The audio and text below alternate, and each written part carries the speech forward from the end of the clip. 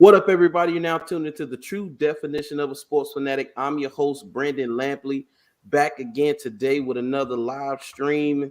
Man, it feels good to be back. I was supposed to be in here yesterday. I know what I told y'all, but we had some technical difficulties yesterday. Mr. Reid, I had told him about it. And technically speaking, I was sleeping. Oh my God, I missed the whole show, man. I was gone, y'all. I was done. Yeah. But man, we back today. Got my co-host, Mr. Reid. How you feeling today? Well, I was sleeping too yesterday. we both got some much needed rest. Well, it's been a long week, long trip, long week, long everything. It's been couldn't wait till Friday. Yeah, man. Yeah, but man, long trip to Seattle to see that garbage, man. Oh, you went? Yeah, I went. Unfortunately, I went. Man, but we got a special guest today, and well, he's not a new guest to the platform. Of course, anybody seen my earlier videos, Brandon's Debatable Sports Take, he came on with me. We chopped it up about the Jags and the Seminoles. Introduce yourself once again to the people. James Coleman, man of many things. Played at Florida State, played with New Orleans Saints. Currently the co-host of and co-owner of Den Media Group, Sports Den, and a plethora of other different podcasts and entertainment things that we have going on. Yes, sir. Appreciate you for joining me. Oh, okay. We got somebody here already. Nesco, what's going on? Appreciate y'all for tuning in. But we're gonna get into a couple topics today, as y'all can see, where my topics and what I put and what we're going to talk about. Hello, Miss Robin Brooks. I wanted to start out talking about Mr. Henry Ruggs, but Aaron Rodgers and Ben Simmons won't let me be great. I do. We talk about them so much. I don't know how many times we've talked about them on the show, but especially Aaron early on with his fiasco, and now Ben with his mental health situation, and he can't grasp the fact that the team can dock his pay if he doesn't play. I don't think him and his team understands that concept, because they seem to be shocked when the 76ers dock his pay. But we're going to start with Aaron Rodgers, though. And if you haven't heard, Aaron Rodgers is out quoting MLK, taking ivermectin, playing word chess with the media, and just all around just being his diva self. Now, don't get me wrong. Aaron Rodgers is one of the greatest. We talking about arm talent. He's one of the greatest to ever do it. I mean, take away numbers, championships, all of that. We talking about purely throwing the football. He's one of the best, and he knows it. And I think he acts on that. He has the Packers over a barrel right now, because there's no way in this whole situation that they did not know he wasn't vaccinated. You can't sell me on that. Dude, you're a $1 billion corporation. Y'all didn't know? Come on now. I just want to know. What are your thoughts on that, Mr. Reid? Well, I mean, he pulled wool over somebody's head, but I mean, I say from what I know, he lied to the media. Obviously, he did. Well, the league did know that he hadn't taken the vaccination, so the league did know. So I was assuming if the league knew, then Green Bay knew.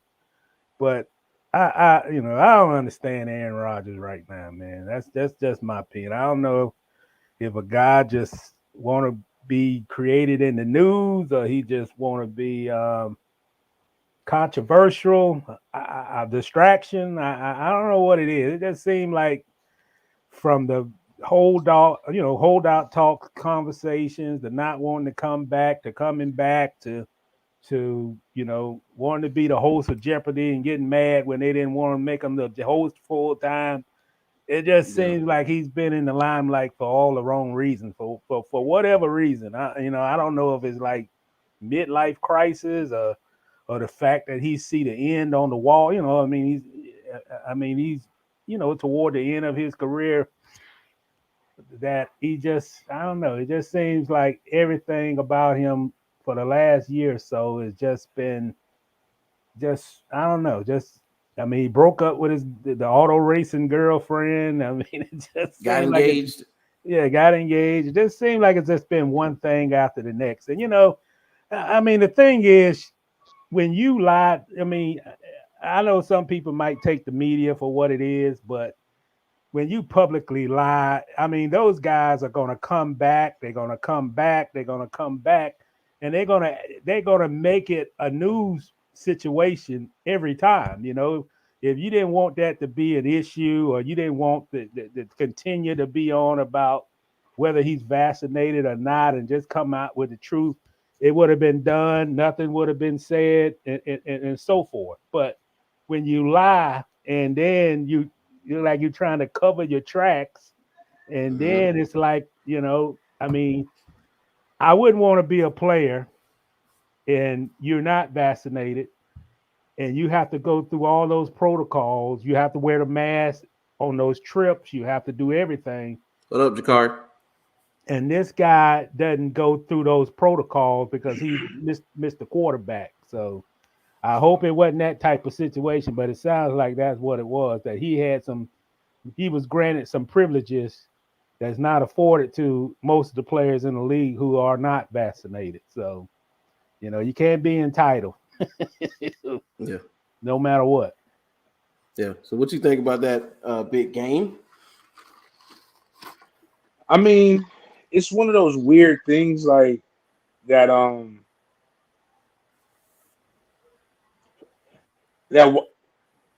That popular people right now, you know, are loving to kind of bring up. Like, it's the woe is me, you guys are trying to cancel me culture thing. Which one, again, he's going to prove my theory right.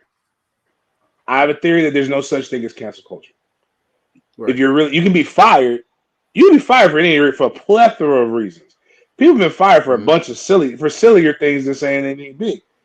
If you're good, you can't be cold. It's very difficult to be canceled. You can be fired, but canceled means to eliminate, take you off, erase. I'd argue that people who are replaceable can be canceled. But if you're replaceable, are you canceled or were you just replaced? And you did something to cause somebody to do that. Aaron Rodgers, once he's cleared, will play. Now, what I have a problem with, and I don't even have a problem with Aaron not being vaccinated. I think it's stupid as a guy who almost died of COVID back in July. And the only reason I didn't take the shots because I don't like needles was because I don't really know what's in many of the vaccines that I've taken. But, you know, I come from an era, and Brandon, you know, I don't think you had to do this, but we took vaccinations in the public library at my elementary school. You're military. Like, I used to laugh when people were like, "Oh, I'm going to quit the military if they make me take the vaccine." No, you're not. They put anthrax in you.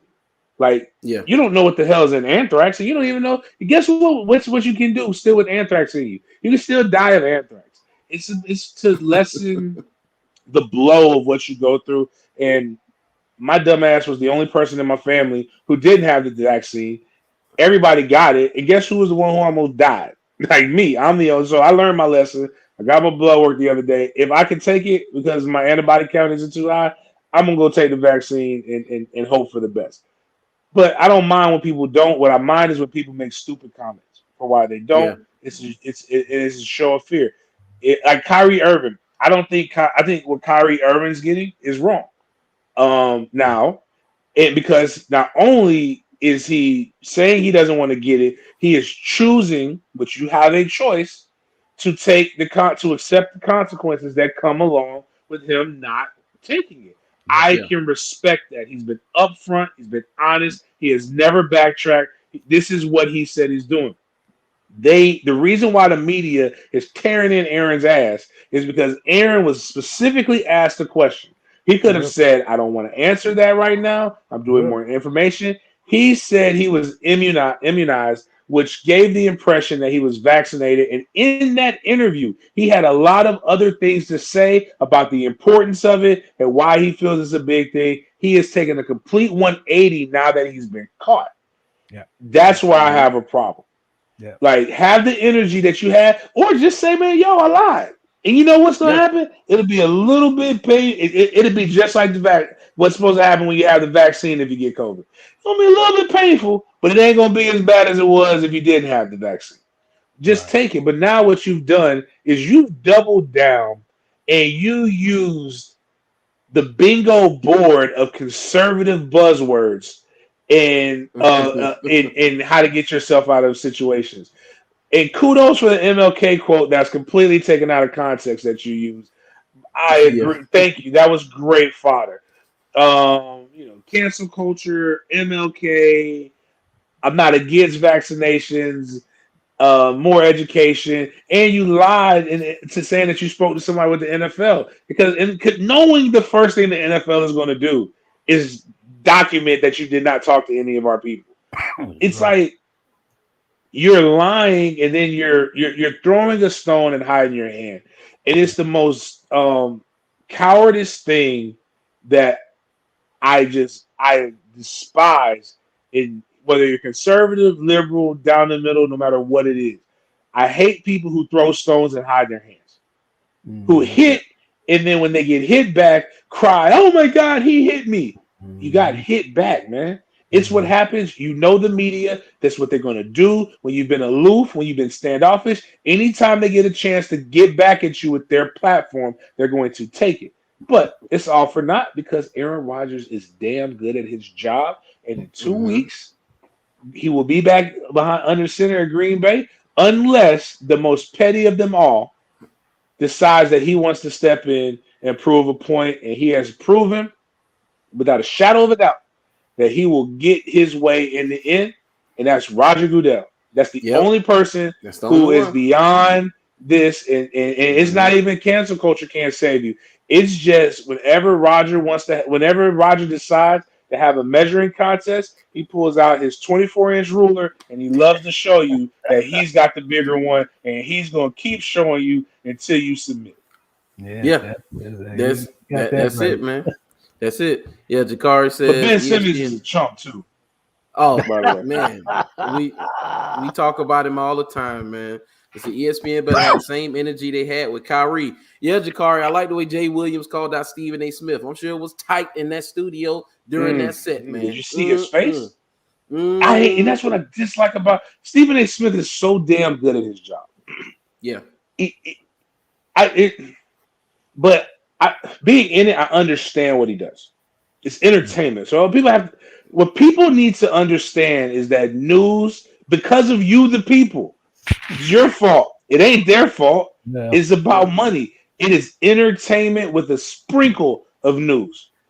Journalism in of itself is more so, and it unfortunately is dying because it's not entertaining. It's the news. And it kind of goes back to, remember training day? At the beginning of training day, when Denzel was talking to Ethan Hawke, and he was saying, hey, he kept interrupting him. He says, I read this. I know 90% of it is BS, but it entertains me. And you keep interrupting my entertainment. That's what that's what ESPN has become, Fox Sports News. That's why they keep talking about the same topics over and over again that people continue to complain about. You know why they keep talking about those same topics? Because you continue to complain about them. If you would just ignore it, it would go away. Yeah. But Stephen A. Smith has become a true talking head, and they tell him to pick a side. The problem is he loves to pick a side that's typically a little more fried or tanner or browner. And when something happens with it, he goes overboard. And it's exciting because it's going to cause a reaction for black people saying, why are you going so hard? And a reaction for good old boy saying, that's right, you're a good one. The problem is he never has that same energy when it's this. Remember when Stephen got his first raise, right? Remember he got suspended for saying that I think it was the Ray Rice situation, that women push buttons and they know what they're doing. And one of his white female colleagues said, I'm offended. He didn't offend her. He said a statement and she was offended. And he got suspended. Turns back around, something that's not really that big of a deal. He goes over the top and he goes back into it. And that's the Stephen A. Smith that we're seeing. He's a little bit better version of Jason Whitlock. I can respect him more than Jason Whitlock. When I see Jason Whitlock on the streets, it's on sight. But what Jay Williams did was a Summer Jam screen, Jay-Z, circa 2001, when he's putting up pictures of Mobb Deep and he's talking about Nas and he's putting all this, like, you have to live. And in Takeover, he literally analyzes every album. He's like, you've been in the 10, I've been in the 5, smarten them Nas. 5 albums in 10 years, I could divide. That's one every 2. 2 of them was due. One was the other was Illmatic. That's a one hot album every 10-year average. That's what Jason Williams did to Stephen A. Smith. Receipts, as the young people say. And it was just glorious because it wasn't a damn thing that he could say because he did not have the same energy for Aaron Rodgers. Yep, that's it. That's it, man. You broke it down. I mean, yeah, it was tense in that room, and people's like, well, this is your get back for getting rid of Max Kellerman, because Max would have never stepped to him that way. He wouldn't have to worry about it. For as much as he didn't like Max, anytime he took a stance, Max always went the opposite way of Stephen A., but he never toe-to-toe ether, no Vaseline Stephen A. Smith. He's never done that. Yeah, but now you just got it. Let me add something to the conversation, man. You What's know, up? In journalism, well, go back to 20 years ago, journalists never created the news. And ESPN does I think they do it too much to be far as integrity of journalism, as he said, entertainment. Well, journalism from a standpoint ain't supposed to be entertainment where you create the news. And Right. a lot of times they create the news. They break stories that's not factual, and then once they go on ESPN, it becomes a fact. And you go back 5 or 6 years ago, it didn't used to be that way, you know. But now it is. It's still, you know, they're not making the money they used to make. You know, it's more people streaming now than watching cable. And they feel to stay in the conscience of society that they have to do, you know, they gotta be they gotta create topics so people may not even be interested in sports, that they're talking about them, you know. And that's why that's why the guy making $3 million or whatever he's making, because it ain't that he's not reporting news, he's entertaining. You know, and there's his personalities. It's like what you guys are saying. You know, we talking about how Jason Williams, like, you know, put him in his place. Yeah. But that's the world we live in. You know, we got journalists now that's not qualified, and they do blogs and they create this and they create that, and then, you know, it's like Twitter, social media. Everybody has a voice. If they want to be a voice, they got a platform, and it didn't used to be that way. So entertainment, creating news, whatever it might be, we don't live in the same society that we did 10 years ago because of social media. And ESPN is not making the money that they made even 4 or 5 years ago. So they got to create things. They got to be entertaining. They got to be in your conscience, even when they do things that's not, you know, that they created the news that wasn't even the news. Yeah. Speaking of which, now that you bring that up, I like the way that the Browns players have came out in defense of Odell Beckham Jr. I mean, I wish I had a hand clap button in here, man, because they took that story of some random anonymous player saying that he doesn't do much, he's all about self, and he's become a malcontent. And Greg Ward, that's where right there, that's when you know it was fake. That's when they said malcontent. How many times have you used malcontent in your life? So, somebody say who under 63 uses that word? Who?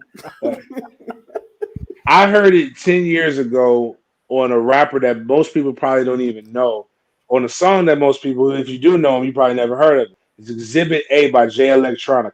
And it's this little half snippet, and he called him a disaffective malcontent. And I had to use context clues to even figure out what the hell that meant.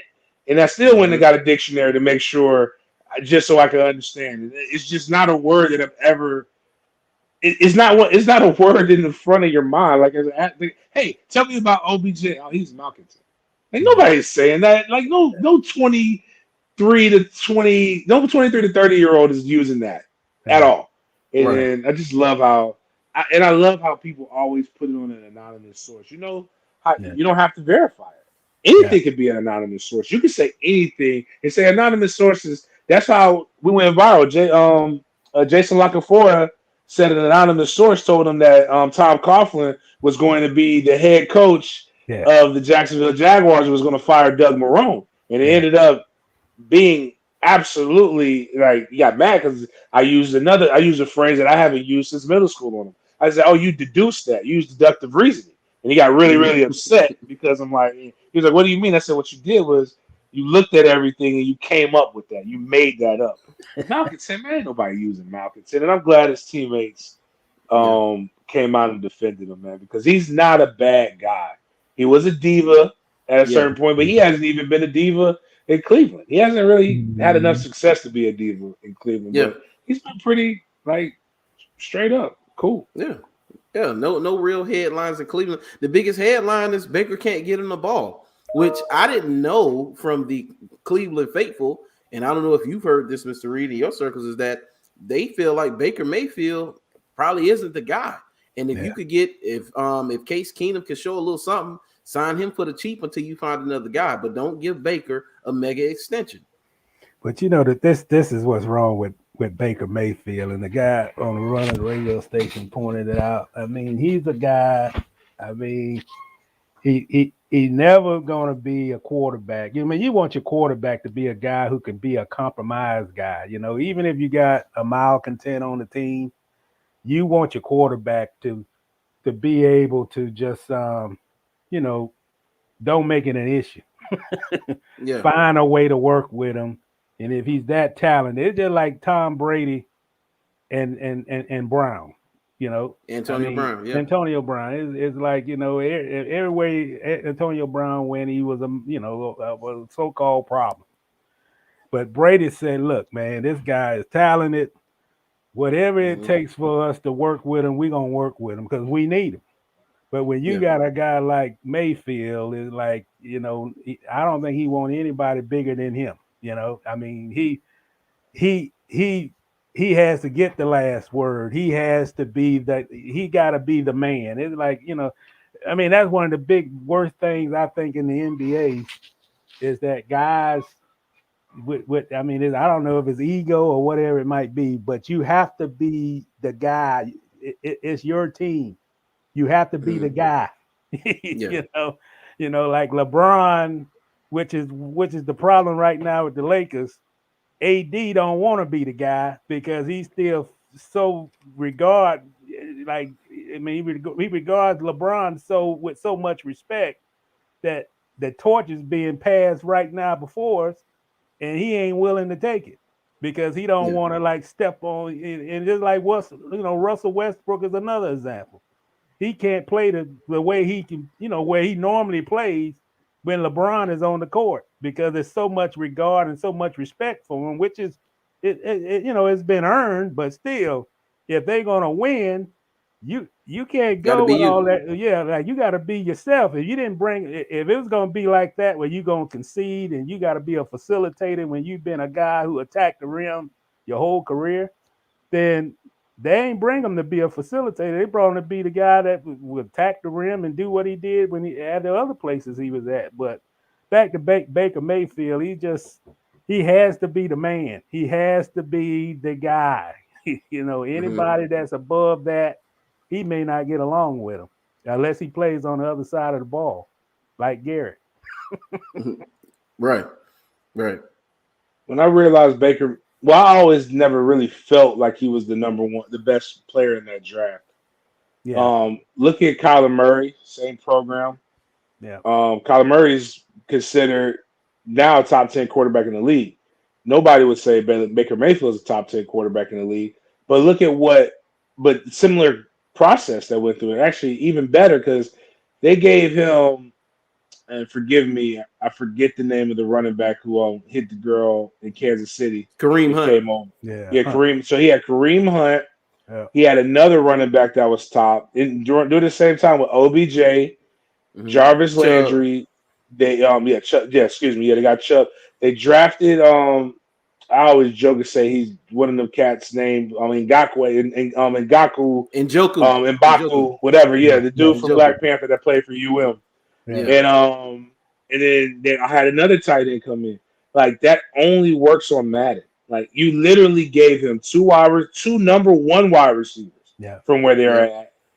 A young tight end that's supposed to help stretch the field, a running back that was key to these guys, like to these guys having success, and you can't win. Yeah. Like it takes you a couple years to be able to finally. It takes a COVID, like in the world turning upside down, for you to be able to have some success with this team. And then now it's looking like it's kind of. It may not even be. You still might not be able to take over the division because of what's going on in Cincinnati and what's going on in Baltimore at this point. Baker's just not it, but to their defense, OBJ hasn't had success. Right, wrong, and different. Nobody cares. It just hasn't worked out. He's played 9 seasons. He's had just over. He got just over 7,000 yards receiving, I believe. He's had 3 injured years, but so he still has some. There's something there worth to kick the can on, but I just it in Baker's attitude. I just don't like. But this is why I didn't like him. Anybody who gets drunk and runs away from a police officer when he's not in trouble and gets caught by the fat police officer, that's just not the scrambling ability I want in my quarterback. And that happened when he was at Oklahoma. When I saw that happen, I was like, yo, most of the times people say, oh, drug dealing friends, red flag. Running away and getting caught by a fat police officer, that's a red flag for anybody who's considered an elite athlete. This is what we know, man. It's so funny. I saw a couple memes about it, and they said OBJ was close to finding out where Baker lives at in the stadium. That's why they're getting rid of him. Because he do the little commercials where he lives at the stadium. It's hilarious, man. And I seen someone talking about it, and they were like, well, Baker and OBJ's relationship, has soured.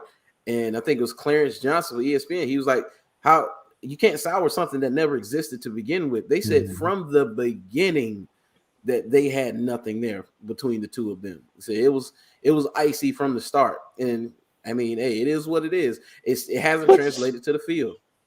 Yeah. And again, let me just debunk one of these things. And this is again, an entertainment thing because people feel like they've been taught. Most people have never been in a locker room. They enjoy sports, but they've never been in a true locker room, at least on a high level. High school is about the only time where you're going to, for the most part, like everybody. Most of the time you grew up in that area. That was you're representing them. You either played against those guys at Pop Warner or you knew of them. When you go to college, you're learning people from all different types of the world. California, you learn California people are weird. You learn Northerners speak funny. People from Miami walk a little bit different than the people from the rest of the state of Florida. Like you learn how to adapt and get along with other people. But you still, you literally hang out with your recruiting class and your segment. You don't get to know and love all 120 people. You respect them, but you don't get to know and love them. And in the NFL, you've got guys who are all age groups. Like you're old when you're 30 plus.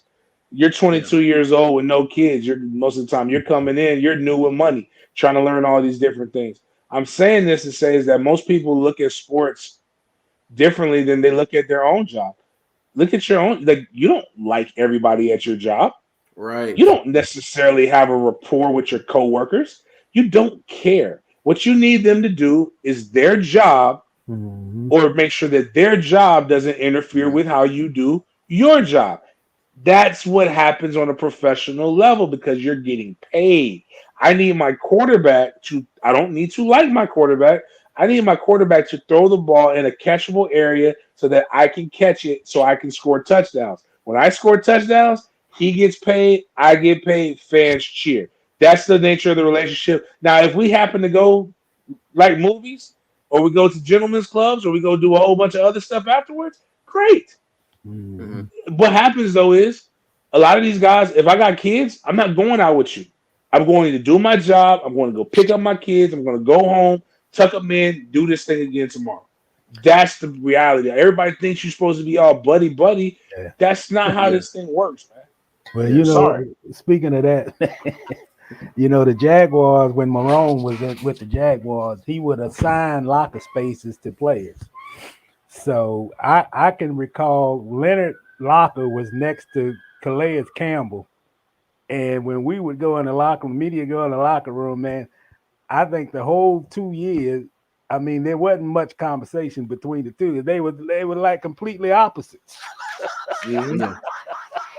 And they were trying to like bridge this gap to have, I don't know, just, a lot of friendships or whatever. I don't know. But they assigned guys like they were, most, I guess, I mean, you could speak for this probably that, most times your locker space is with your position guys. Your offensive line have their own group and they together, and the D line, and they like putting wide receiver next to a tight end and all that to create, try to create friendships. And look what happened. I mean, they started that in 2018. Look what happened in 2018, 2019. Oh. It didn't lead to wins. Everybody do their own thing. They don't go out. I mean, they might go on a road trip or something like that, and they go out and hang out just to hang out and eat and, come back to the hotel. But you're not going to create a relationship based off just being teammates, No. And the pros is hard. Yeah, it's hard. I used to when I started doing training, and it was small scale, but with the Jacksonville Sharks, the guys would like some of the guys would come in like during camp. They would be trying to talk. They're like, man, you don't get chummy. You don't talk to people. He's like, how you going to trade me and not know me? I said, with all due respect, I don't like building relationships with people I'm not going to see no more. I was like, if you're here in 3 weeks, I'll learn your name. But like right now, the odds are high you're going to get cut. So like, I don't want to forget to know your name. Then like, I'm going to be like, oh man, now I'm sad to see you go. But if I don't know you, I don't care. And the reason why I say that is about 30 guys know they're going to be on the roster for the next 3 years. It's 23 guys that you don't know. So like it's going to be new guys every year. So that, and then like you were saying, John, like to have a running back next to a D tackle is completely inefficient because at halftime you want to talk to all your running backs. You want to talk to all your wide receivers. It's easier for a coach to go to one general area where everybody is, as opposed to having to tell guys to get over here and come over. Plus, you got to know, again, Calais is my age. Yeah. Leonard Fournette is 20. Calais is my age. I don't even know where Calais is from. But you're talking about a 23-year-old from the hood in New Orleans. From the Denver. He's from Denver, Colorado, isn't he? Yeah, Calais. Calais. Denver. Yeah. Denver. There it is. You got a guy from cold weather Colorado. Yeah. Talking to talking to Juvenile and Lil Wayne and Turkey. It's completely different. The NFL Man of the Year candidate talking. And again, Leonard's a dope guy. Like Leonard is not bad. I think the rap that what he got was again why athletes are cautious with the media. People are telling this about like, have y'all met Leonard? I've met him numerous times. Now he's guarded. When he lets his guard down, it's hilarious. Great guy to be around. Given like before movie theaters, renting the movie theater got kind of cheap during COVID, was renting out entire movie theaters, make sure kids could go see it back home and in Jacksonville. Wasn't nobody else doing that kind of stuff. But that didn't make sense. Like it didn't make sense. What they needed to have Calais go is with Taven. And try to mentor some athleticism or some playing. But people are worried about the wrong thing. Coaches get caught up in this stuff. They use these buzzwords like culture. And I always say this: show me.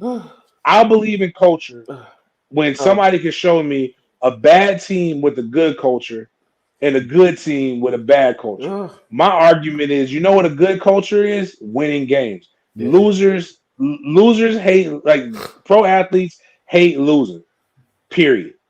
And Leonard Fournette, he got a bad rap, just like Jaylen Ramsey got a bad rap because they weren't used to losing. Jaylen went to a high school that went to FSU where I think he lost maybe 4 games his entire career at FSU. Leonard Fournette went to one of the what's the purple part? St. Aul, one of the best high schools in Louisiana.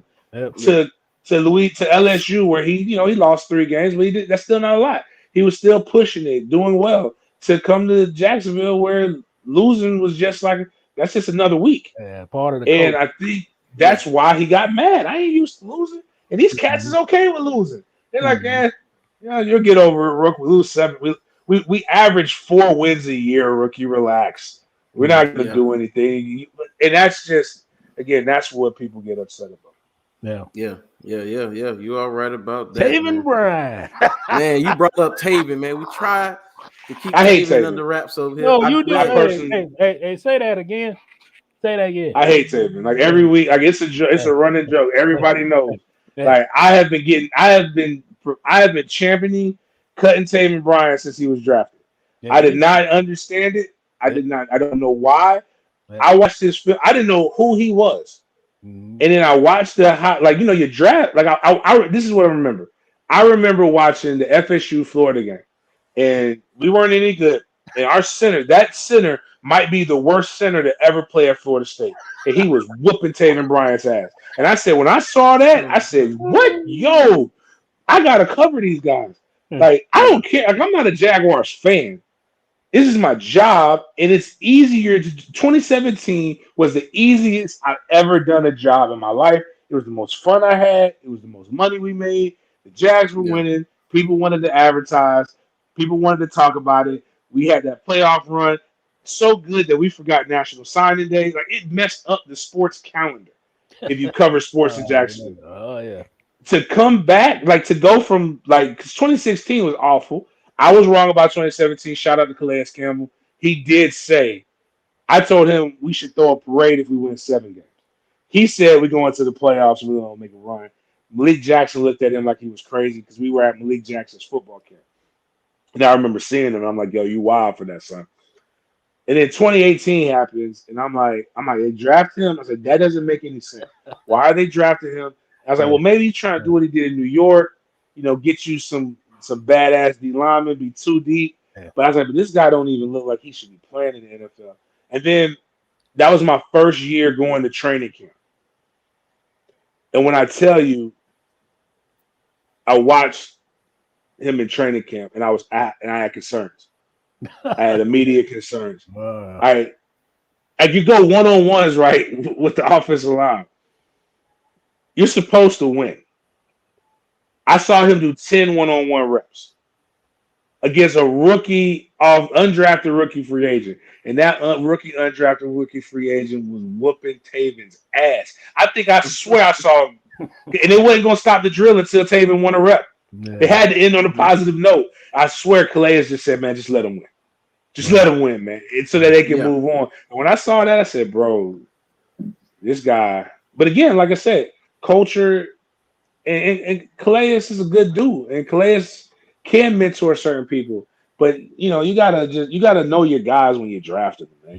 You do. You gotta research. Sorry, I went off on a tangent on that one. Oh no, it's I like Leonard. Hey. I like Leonard and I hate Taven. And it's not because Taven's a Gator. It's just because he's not in the good. Yeah, it's rare to see a NFL lineman get turtled. It's rare to see that. But 2 guys who I have in my mind burned in there being turtled is Luke Jokel and Taven Bryan. And Luke Jokel got turtled against, I think they were playing Cincinnati, and Geno Atkins got him one play, and then an undrafted player got him the next play. And I said, we got a problem at left tackle. We have a huge problem at left tackle. Taven Bryan, the same thing.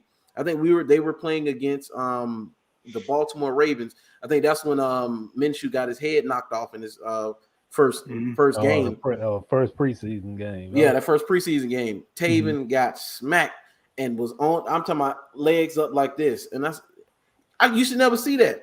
As a defensive lineman, you should never see that. Always going backwards, man. But there's a play that Denny Thompson, my partner, and I gotta go find it. I'd never seen anything like it before in real life. Actually, the only thing I saw like it was when I went viral and people got mad at me for posting the Tebow like messing up. It's not my fault. I went out there and told Tebow he couldn't block. But anyways, let's neither here nor there. Taven was running toward the quarterback. Had the opportunity to get the sack and stopped. Like he glitched, like a Madden glitch in real life. And I'm like, yo, get this sorry mofo off this team now, man. Who does that? Like he was running toward the guy and then just stopped and went backwards. And I'm like, I don't know what just happened. I don't know why he does this. I don't know why he's so bad, but man, man, you got to be instinctive to play football. I mean, this guy got one. He's been there since 2018. He's got one pass rush move, straight ahead bull rush.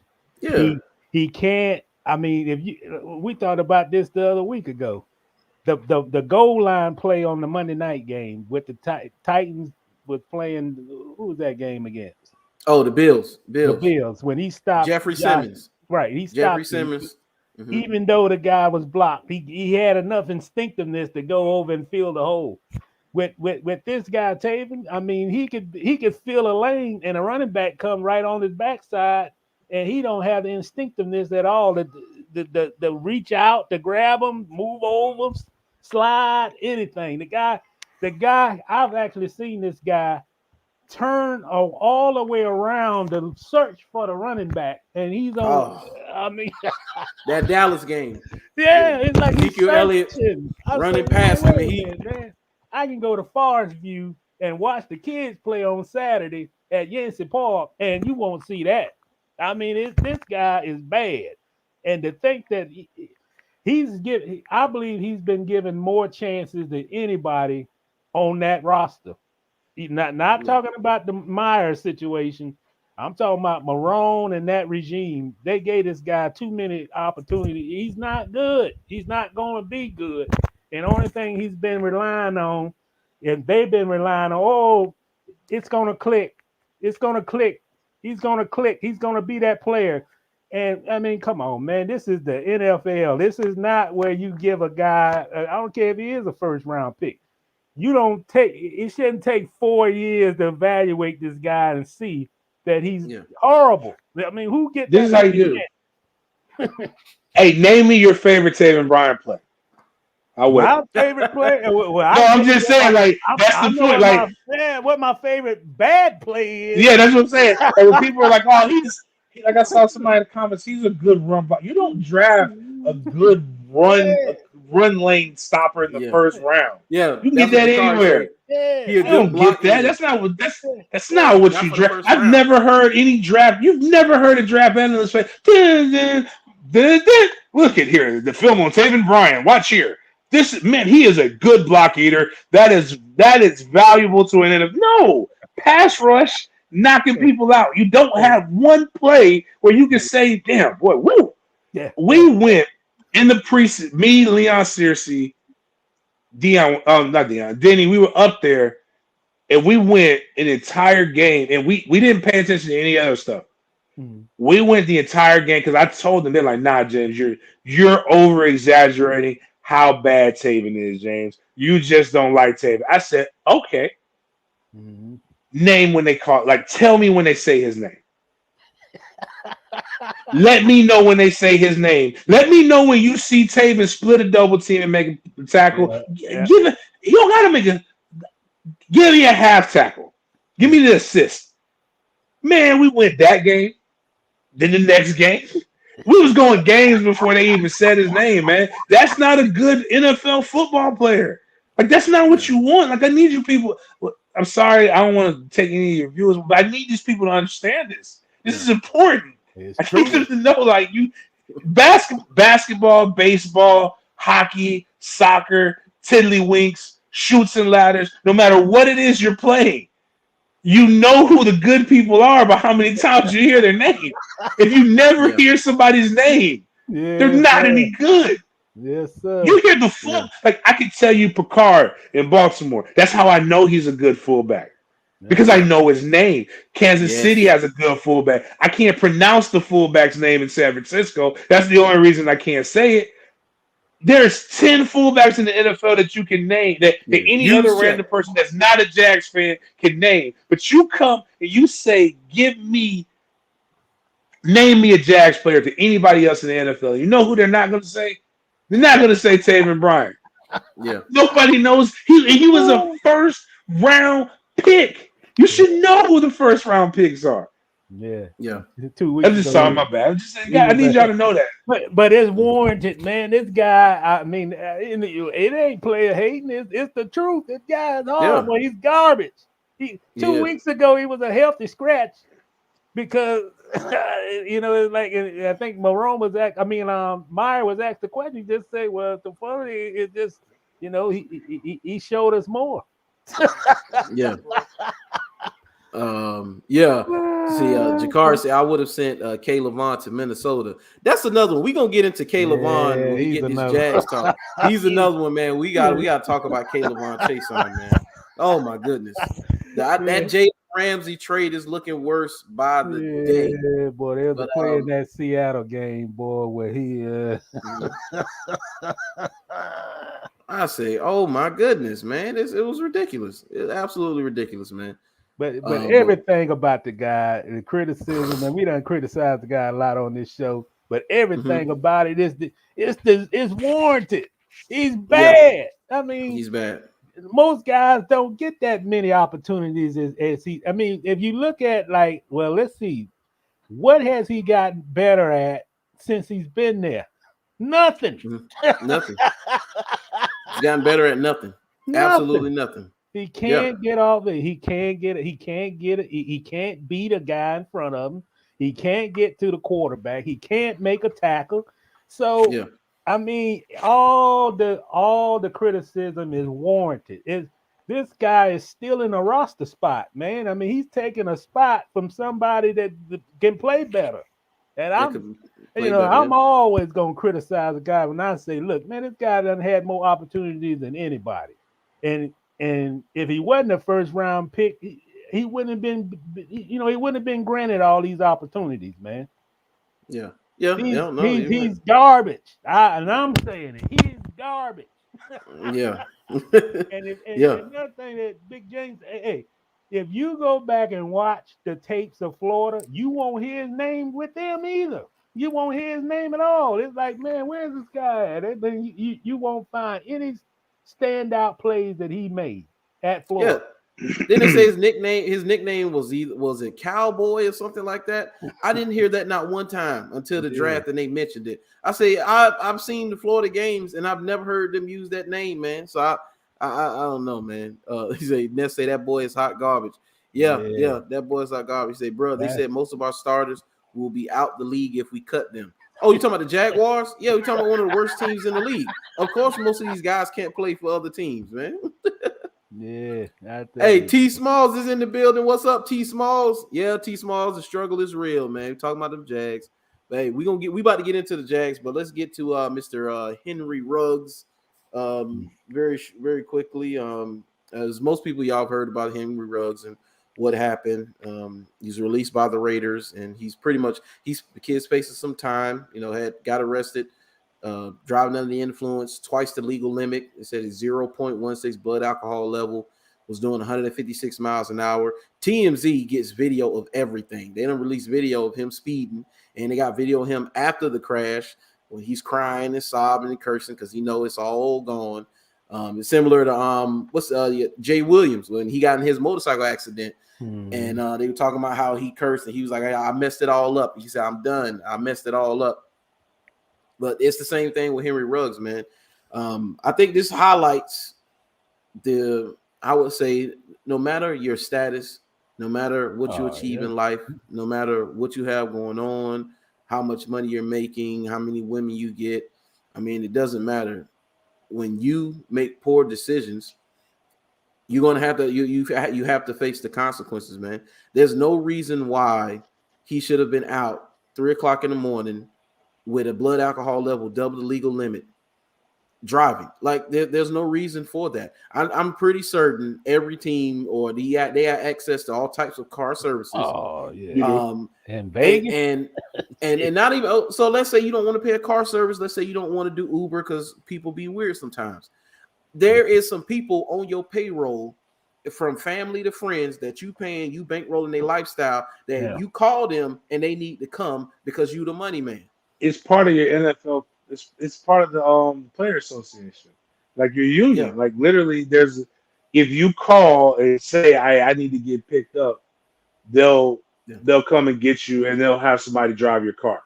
Now I get it. You may not want somebody to drive your car. You can leave it there, but bottom line is somebody will get you and get you home safely. Yeah. Yeah. Which makes it even more worse. He wasn't that far from the strip, wasn't he? He was right around the corner from it, right? So why he didn't just get a room? And he put his girlfriend in danger. I would have just got a room. Yeah, just got a room. I mean, all the casinos in that block, in that area, he didn't even have to get in that car and drive. That just, you can't.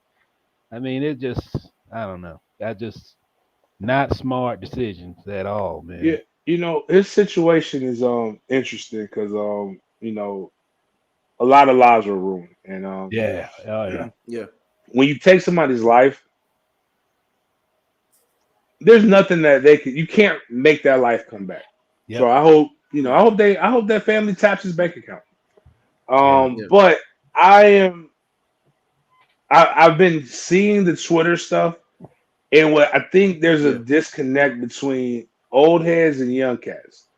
And I get what old heads like, because I think it was Damian Woody that I saw, and they still speak for everybody. Like it's a terrible situation. He's stupid. But you're right, 100% right.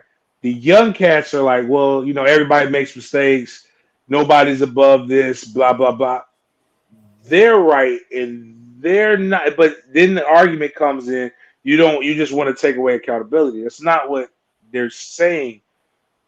What happens is there's no amount of moral high ground that I can take that's going to bring that young lady back. Mm-hmm. Yeah. There's no amount of time or years that we can give Henry Ruggs that's going to bring that young lady back.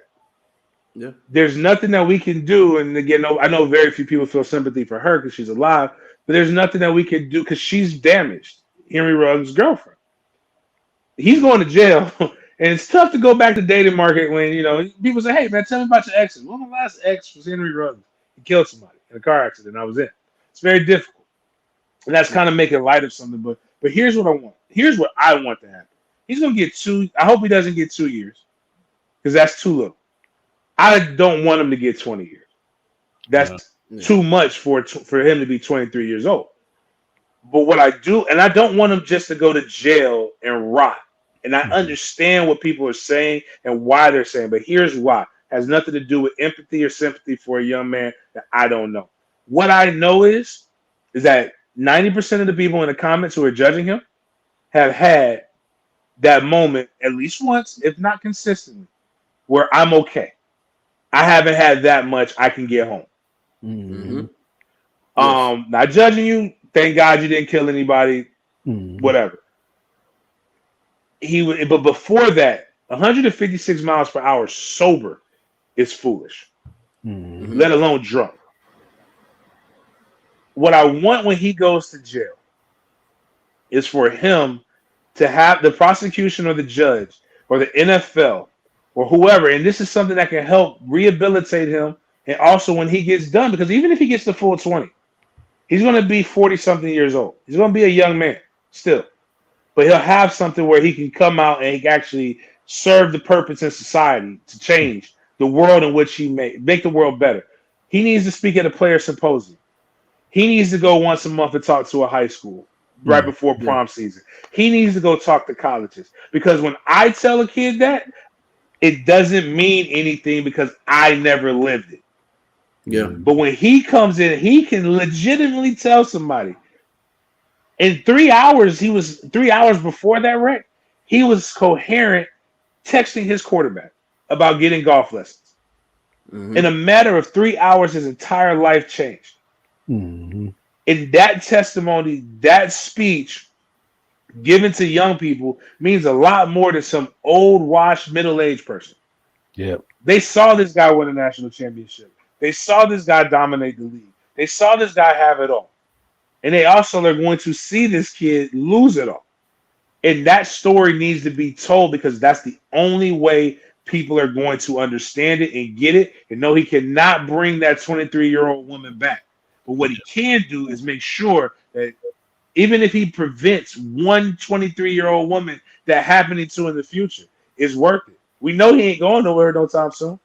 Yeah. But also every day it's gonna give him a chance to see what he missed. He's gonna get a chance to make sure that somebody else doesn't miss it. That's what I want, because if he just goes to jail and we actually never hear or we don't see an ESPN 360 thing about this one day, then it was all for naught, man. It was literally just another opportunity that we'll all forget about. This 24-hour news cycle.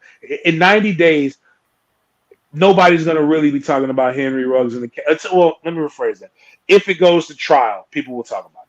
But even after it goes to trial, 90 days after this thing is really settled, nobody's going to talk about Henry Ruggs until the next Henry Ruggs happens.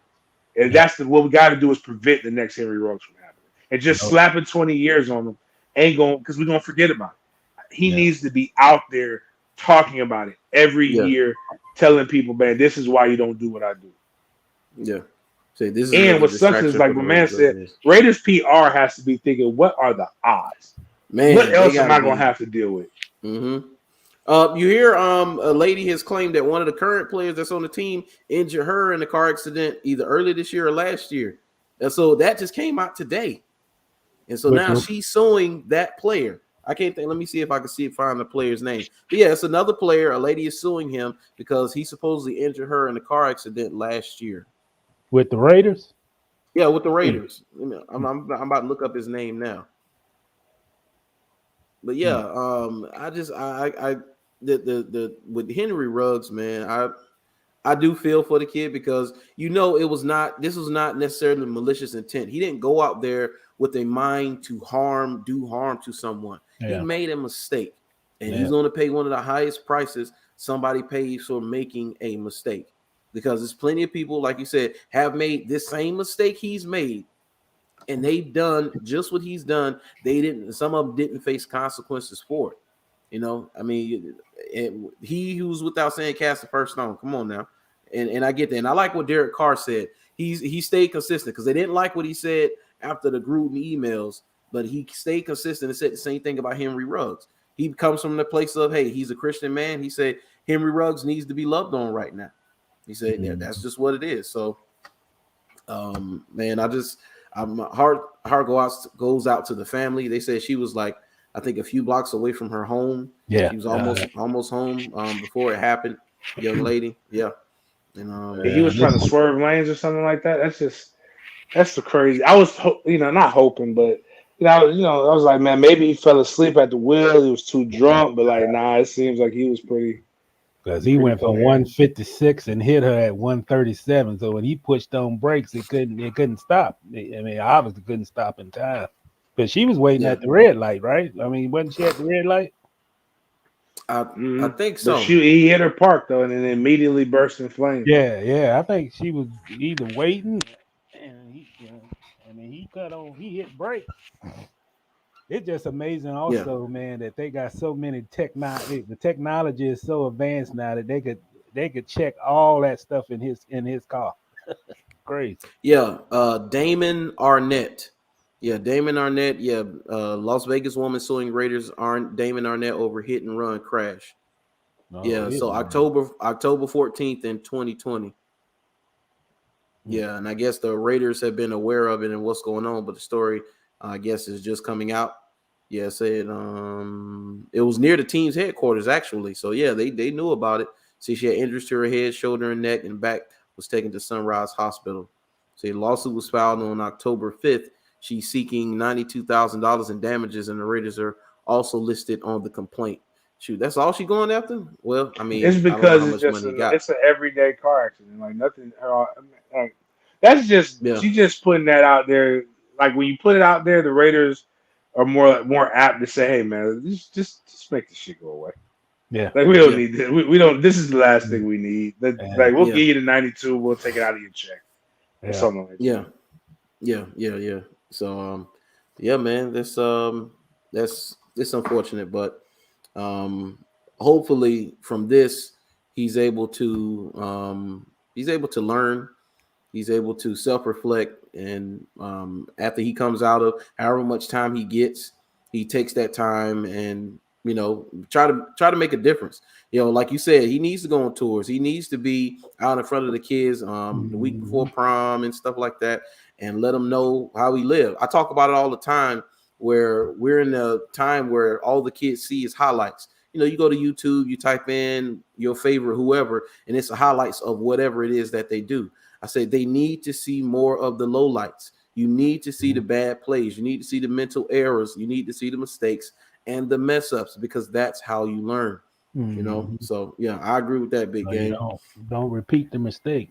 Yeah. And we live in a life where everybody's like, and this is my whole spiel. It's hot girls, city boys, summer, this, that, and the other. I'm my own person. I make my own this, blah, blah, blah, until it comes to accountability. If people really understood accountability and what it actually meant, they wouldn't have to go learn things on their own. I'm learning from Henry Rollins. One, I don't ever drive that fast. There's absolutely no reason for me to drive that fast. Sober, drunk, or whatever. Actually, a joke, even though I will never make this joke again, and I do. I've been, since I have my second son, I've been overly cautious. I got something to lose. But I used to tell people, like, I drive not safe. I drive safer impaired because I'm actually not speeding. The only time I don't speed. But even then again, it's still not right.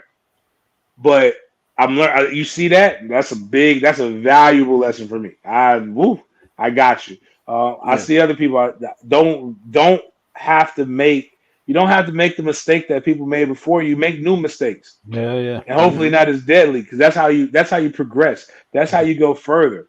Like, we have so much stuff we're actually retracting with a lot of our freedoms, with a lot of the things that we're doing. We're making concessions to feel comfortable for today. And that's terrifying, because it doesn't affect you can possibly be dead before it affects you.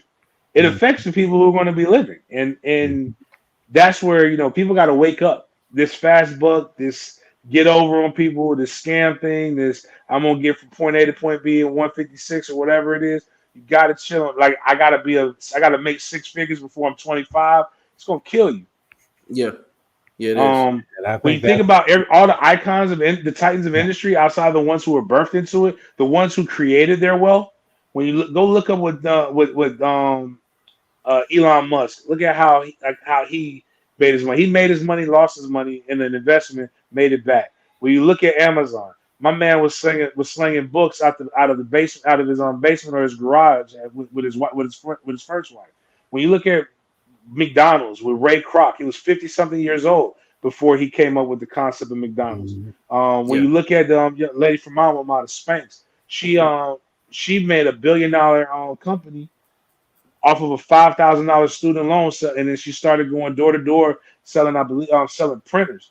Like, it's a grind. It's a slow grind. Nothing happens overnight. Even these rappers that you think are popping right now, like Rick Ross had been like. I remember Rick Ross on Trina Told Y'all to Get Down. Now, it was a terrible song. He was fat. He didn't have a beard, and he was wearing a baggy throwback jersey before we saw the Rick Ross that we know now. I remember that. It's a grind. You gotta, and the thing is, and the people who don't go through the grind, the people who are flashing the pans, it's literally a second. The grind makes you appreciate what it is, and learning from other people's mistakes and building upon those things is how you actually become great. And I think too many, for whatever reason, man, people it's just got to be over the top flashy. Yeah. You have to preach that. That's my old man moment. No, I do that too, because I tell young men all the time, because I got young men who watch my platform, and I tell them the average age of a millionaire is 62 years old. So it's gonna take some time. There's all this stuff you see, this fast life you see, you living and people scamming and stuff like that, man. No, fast money has slow consequences. That's not the part. That's the part you don't see. That's not what they're telling you. Yeah, you want to be Big Meech, but you know how Big Meech ended up. You want to be Noriega. How did that end for them? How did that end for them, man? So it is what it is. But just you know what, man? From an old school guy, I think that's the biggest mistake of young people. They don't have patience. Yeah. They don't have the patience to wait. They have to get it right now, and that's why some go the wrong direction to get it. You know, it takes time. You can't drive that, Cadillac when you're 19 and you haven't earned it. Yeah. So life ain't easy, man. Yeah. I don't care what. You can look at all the successful movie stars. You can go live the LA life and all that stuff that you see. You can go watch all these reality shows and the Stevie J's and all that. Everybody got their own story, and that story is everybody got their own road, and the road is not easy for nobody. And that's from an old school guy. I'm 57 years old. I've seen people make many mistakes, even in my own family, trying to get that dollar before they can earn it, by any means necessary way. And when you make one mistake, just like this rug situation, you make one mistake, you might set yourself back the rest of your life making one mistake. Yeah. Of trying to grab a bag any way necessary. And I think older people have to. I mean, you always have to teach your kids that life is not. You can't. Some people do it, but the majority don't. Just like he said. And I just think that we got this me first attitude. I mean, it's a me first society, and everything is so glorified about everybody's riches, and nobody know how they got it. But everybody want it. Yeah, this is the truth, man. This is true. See, T Small say Meech's back though. Yeah, but I don't think you want to go through what he went through. That's the lesson there. And yeah, like you say, everybody's not about that life, man. I always see the guys who want to be the cookie cutter, thuggy, swaggy dude or whatever, man. Most guys that do that, they pretend, because the real ones that are like that, they dead or in jail most likely. I know Rick Ross. You brought up Rick Ross. Rick Ross, he talked that junk about them GDs, and he went to Chicago thinking it was sweet, and they shot that Rolls Royce up. Hey, and I think it was the song "You Ain't Even Know It." A guy did a parody of it, and he on Rick Ross' part, he told Rick Ross, he's like, "Them GDs was dead ass serious. You ain't even know it." So, hey, you gotta know, man. You gotta know. It's not a game out here. It's serious. Oh yeah. Yeah. But just like those teachers used to tell you, man, the greatest the greatest thing you got is right here. You gotta outsmart. You can know the game, but you gotta know how to use the game to your advantage. And them using the game is using your mind. Your mind is the most strongest thing you got. It's not your hands and your leg. All that can go just like that. This is what gonna get you places. And young people have to know that, man. It ain't just like, we live in a society where nerds. I mean, you get a guy that's smart in elementary school, and he get chastised and bullied because he's a nerd.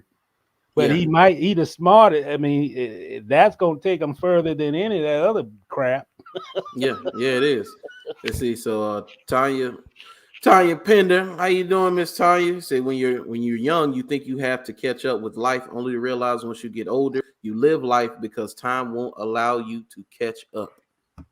Yes, man. This is a real society out here, man. You be in competition when you don't even know it, and young people have to know that, man. You can have 4 degrees, and you still gonna be perceived as something that they want you to be.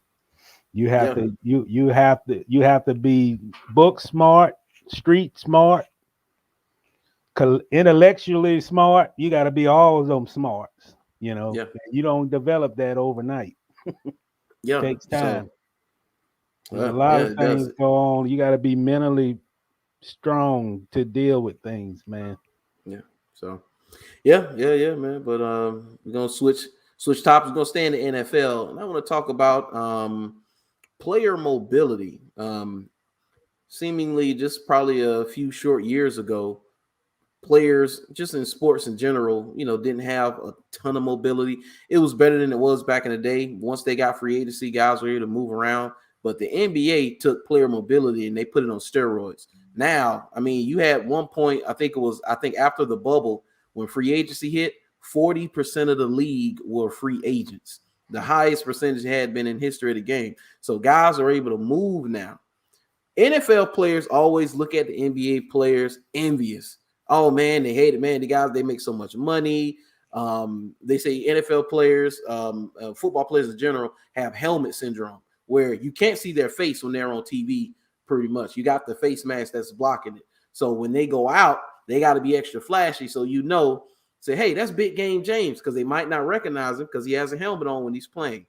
But the NFL players want what the NBA players have. They want player mobility, and we're starting to see it. When you have blue chip talent guys able to force their way out of town, we're in a different time. Jamal Adams forced his way out of New York. Jaylen Ramsey forced his way out of Jacksonville. And now Michael Thomas is getting ready to force his way out of New Orleans. It is a different era now. These guys are calling their own shots. They have leverage now. And he slow played the game like a cold pimp, man, because you had to know Michael Thomas wasn't coming back from that ankle injury, because he's done in New Orleans. And especially once Jameis went down, he announced that right after Jameis announced that ACL, MCL tear, it was 2 days later, Michael Thomas announced he wasn't coming back for the season. Yeah. So what have you heard about that, Mr. Reid? Well, let's start about what NFL players envy. NFL players envy that those NBA players got those guaranteed contracts. Yes. I don't know if that's ever going to be something that happens in the NFL, but in the NBA, it's guaranteed. But I agree with what you said. I think it's become a time now that NFL players, they understand their power. They're recognizing that they don't.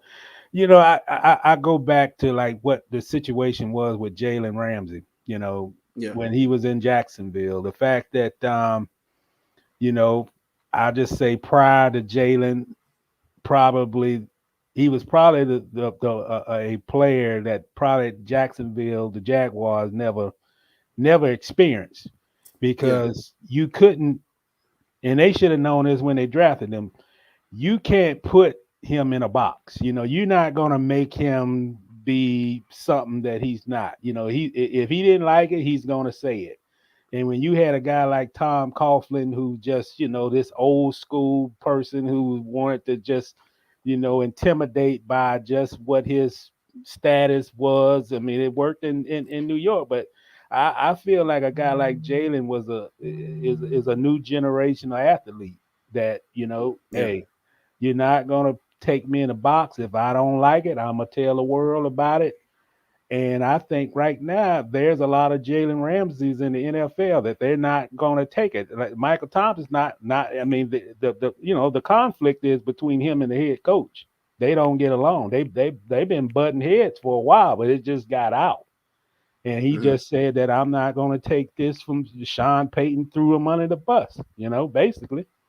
About when he should have taken the surgery then, and he was dictating to Thomas, like, you need to take this surgery so you'll have enough recovery time to come back to camp. And Thomas, I'm not, no, it's my body. I'm gonna have this surgery when I feel I want to have it, and that's what started the conflict.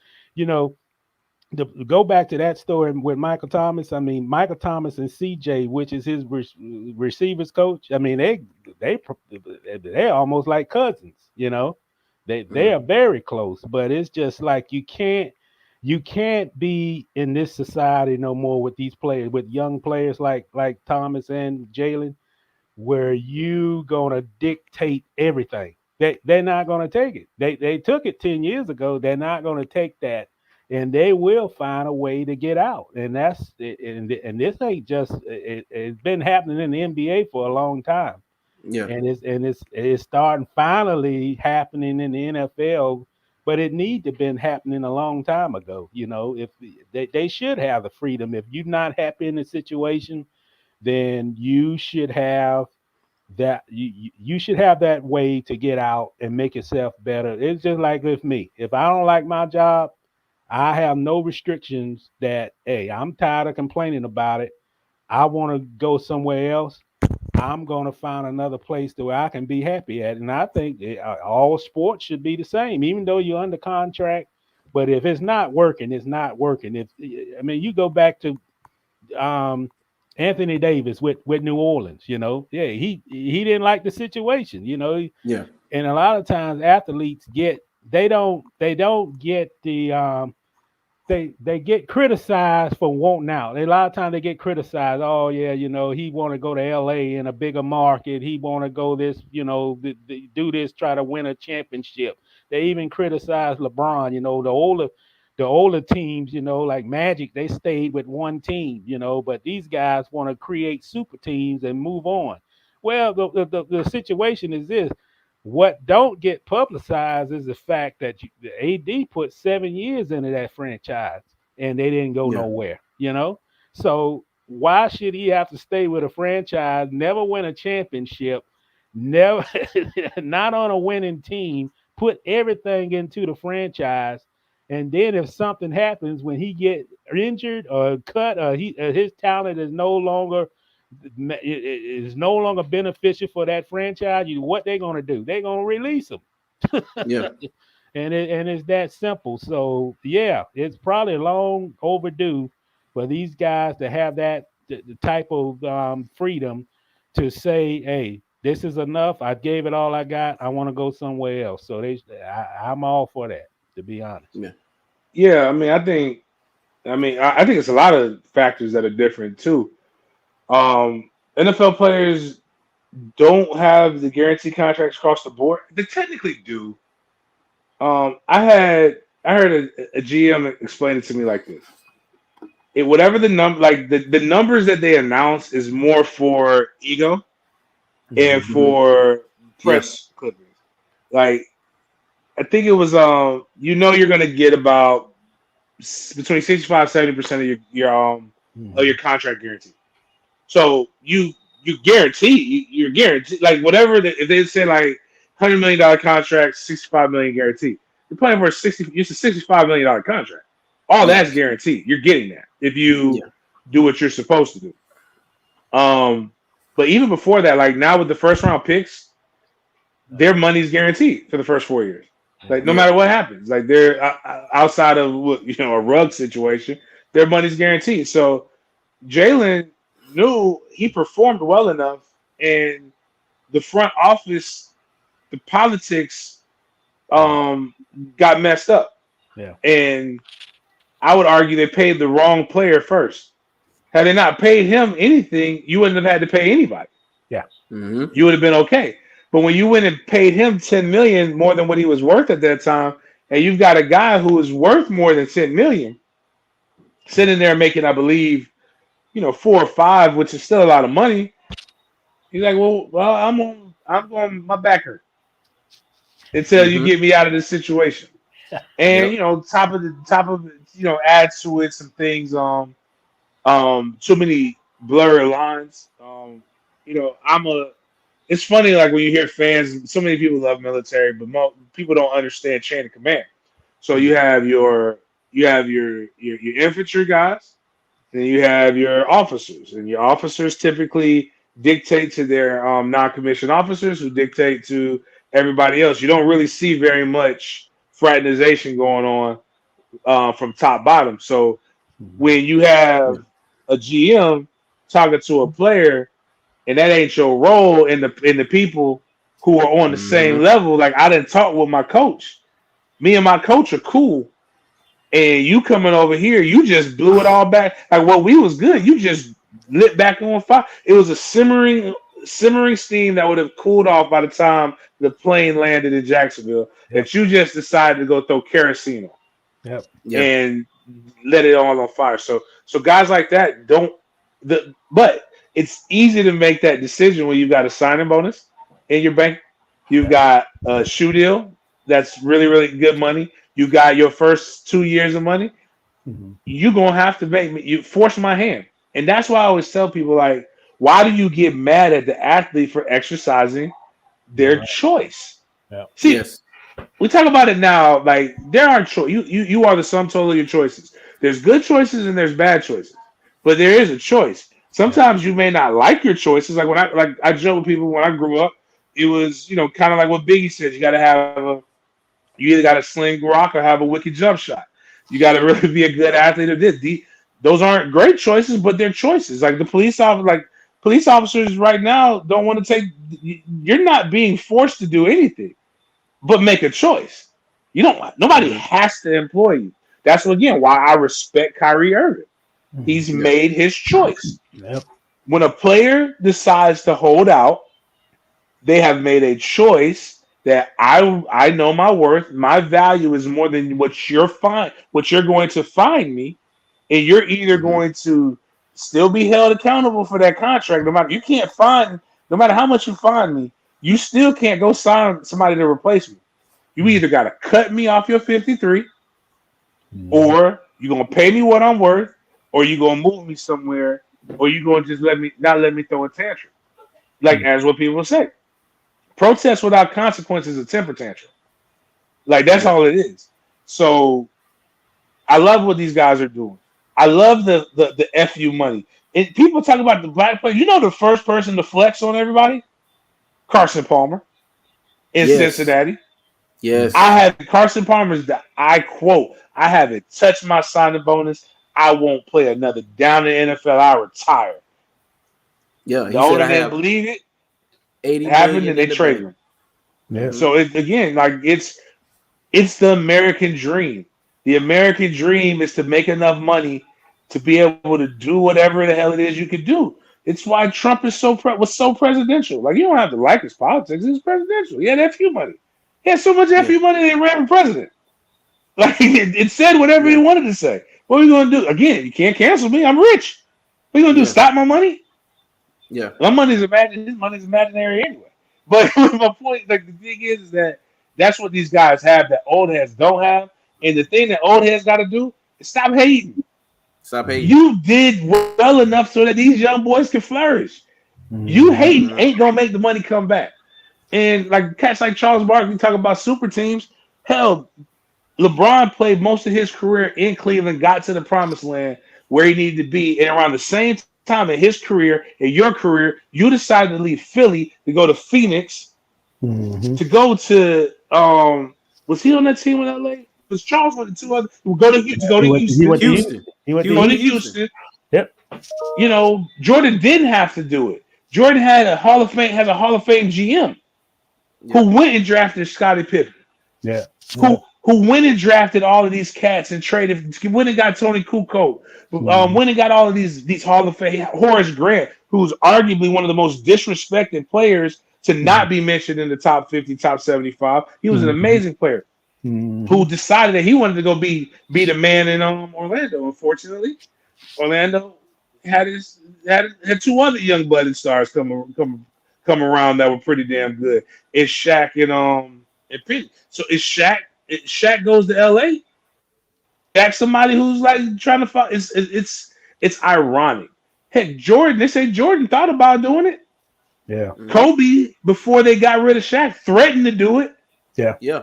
He did. What's the problem with LeBron? The problem with LeBron is that a young brother is so business savvy and understands his worth so much that he can create the narrative. When he did the decision, I saw it. Like it was similar to Jay-Z's deal with Barney's a few years ago when everybody made a scuff that he didn't leave Barney's when the black dude got racially profiled and whatever. What people didn't realize is though 10% of Barney's business comes from African Americans, but he was getting a quarter of all quarter four sales, not profits, to go to his nonprofit, which puts African American students for scholarships at the HBCUs. It's the flex to say that I can do this. I'm big enough to do that. LeBron's flex was I controlled the media cycle for an entire week. The entire 24-hour media cycle. It was specials about his special. Yep. Before and afterwards. And all that money went to the Boys and Girls Club that was raised to it. So, I mean, the thing is just that Like that's because the Magics, the Jordans. The reason why LeBron could get $1 billion Nike shoe deal now is because of Jordan. Still need to hate. It's better to just say I created this, but football players are getting more and more into it because they're seeing more and more of the business side of it. If we could get rid of DeMaurice Smith and get somebody with some with a backbone a little bit more, like not take away because DeMaurice Smith is very intelligent, extremely intelligent. You don't get to the position that he's at without being there.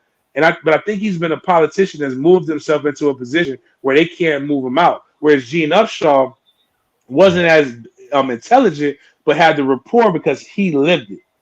Yeah. And he had to fight through it and do all these different things. They can get a combination of that, then I think the players will have even more rights. But they see this money. These owners know what's up. Yeah. These owners know they had to pay Cap when he took like the buyout stuff because the last thing you really want is, and they knew they had to making concessions in this long-term CBA. Because the last thing you really want is these players to say they're not going to do it. Because you know who it really hurts more? I mean, the players, it stinks. But why would you want to mess up? I think at one point the NFL grossed more than the GDP of all but 12 countries. Yeah, I believe that. Like, why would you want to mess that up over stuff when this is most of these owners' fourth best business?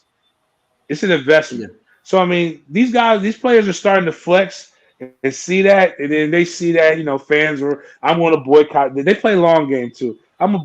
Everybody can't boycott something. If everybody's boycotting, then it's a double negative. Somebody's watching. Like, white people boycotting because black players are dealing. Black people boycotting because Kaepernick's not playing, which people forget Kaepernick voided the last years of his contract. So that he could try to push, but Kaepernick could be playing if he wanted to.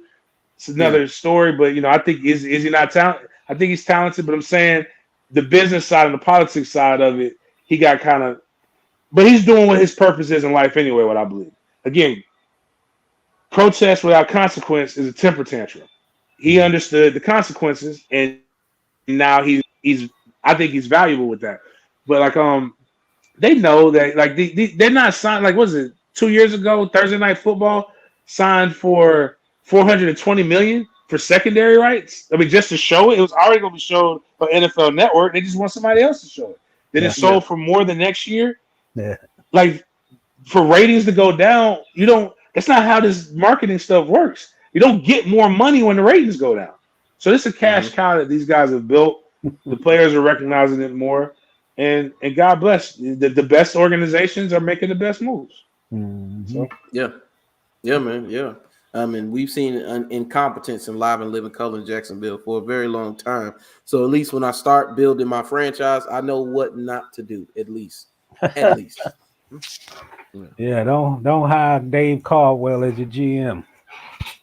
Oh God, yeah, that's what you do.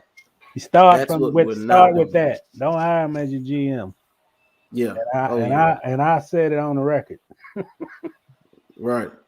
Last one before we get into this little bit of NBA. Let's get some Jags talk in because we talked a little Jags, but we haven't talked current Jags. Mr. Sunshine, Mr. Robinson's healed.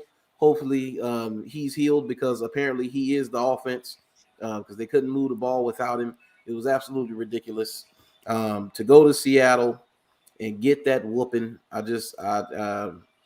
Geno Smith has never been good. I mean, West Virginia is probably the best he's ever been, but as far as the NFL player, he has never been good. He's been a journeyman basically now. And for him to 14 straight completions to start out, the highest completion percentage since like 2008 or something crazy like that, man. It was ridiculous, man. I've never seen anything like that before. But one of the points of contention, and you brought this up, Mr. Reid, we was talking about it. For them to go, in the second half, we played good because you only gave up X amount of yards and we had 3 sacks. It was 24-0. Come on, man. You couldn't move the ball on offense. They called the dogs off. They could have put up 44. Yeah. That's what they could have done. Well, I'll say this. Buffalo ain't gonna take the feet. They won't be taking their feet off the pedal when they play them. Nope. But I'll say this, man, about that whole Seattle game. I feel that adjustments wasn't made, obviously.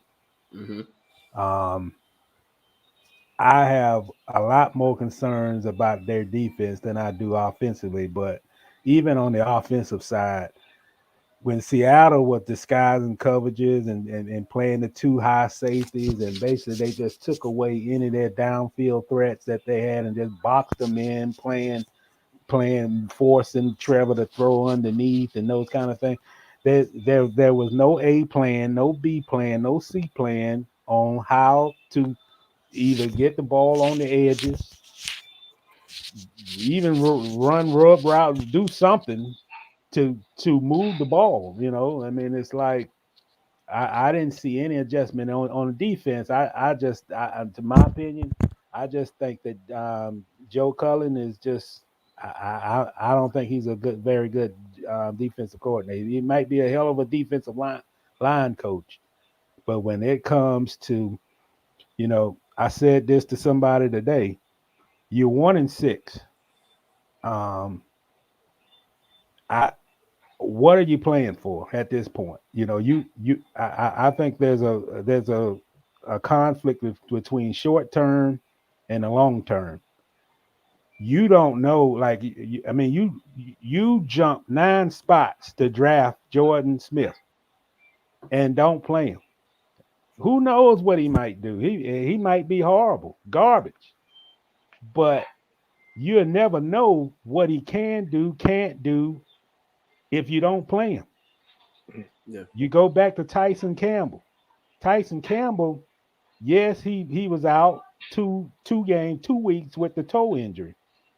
But if you look at Tyson Campbell now and Tyson Campbell 3 weeks ago, he's still making the same mistakes.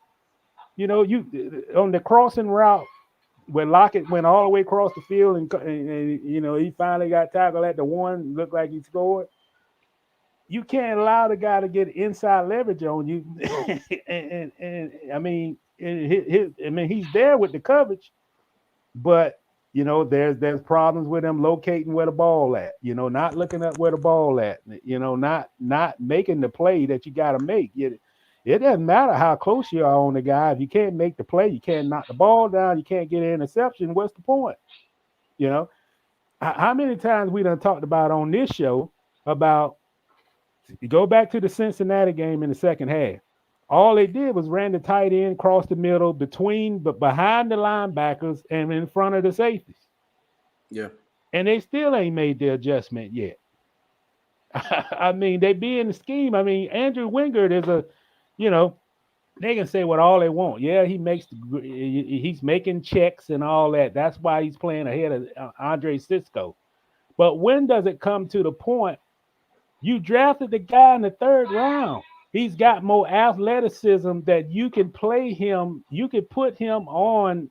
You can put single coverage with him on a tight end or receiver, and you don't have to hide him in your coverage. Yeah.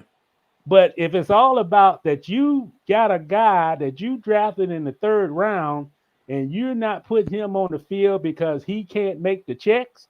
Then that's your fault. That's not his fault. That's your fault. You're not getting him ready to play. And he's a long-term answer. He's not a short-term. Wingard is a short-term answer. 2 years from now, he's not going to be on this team.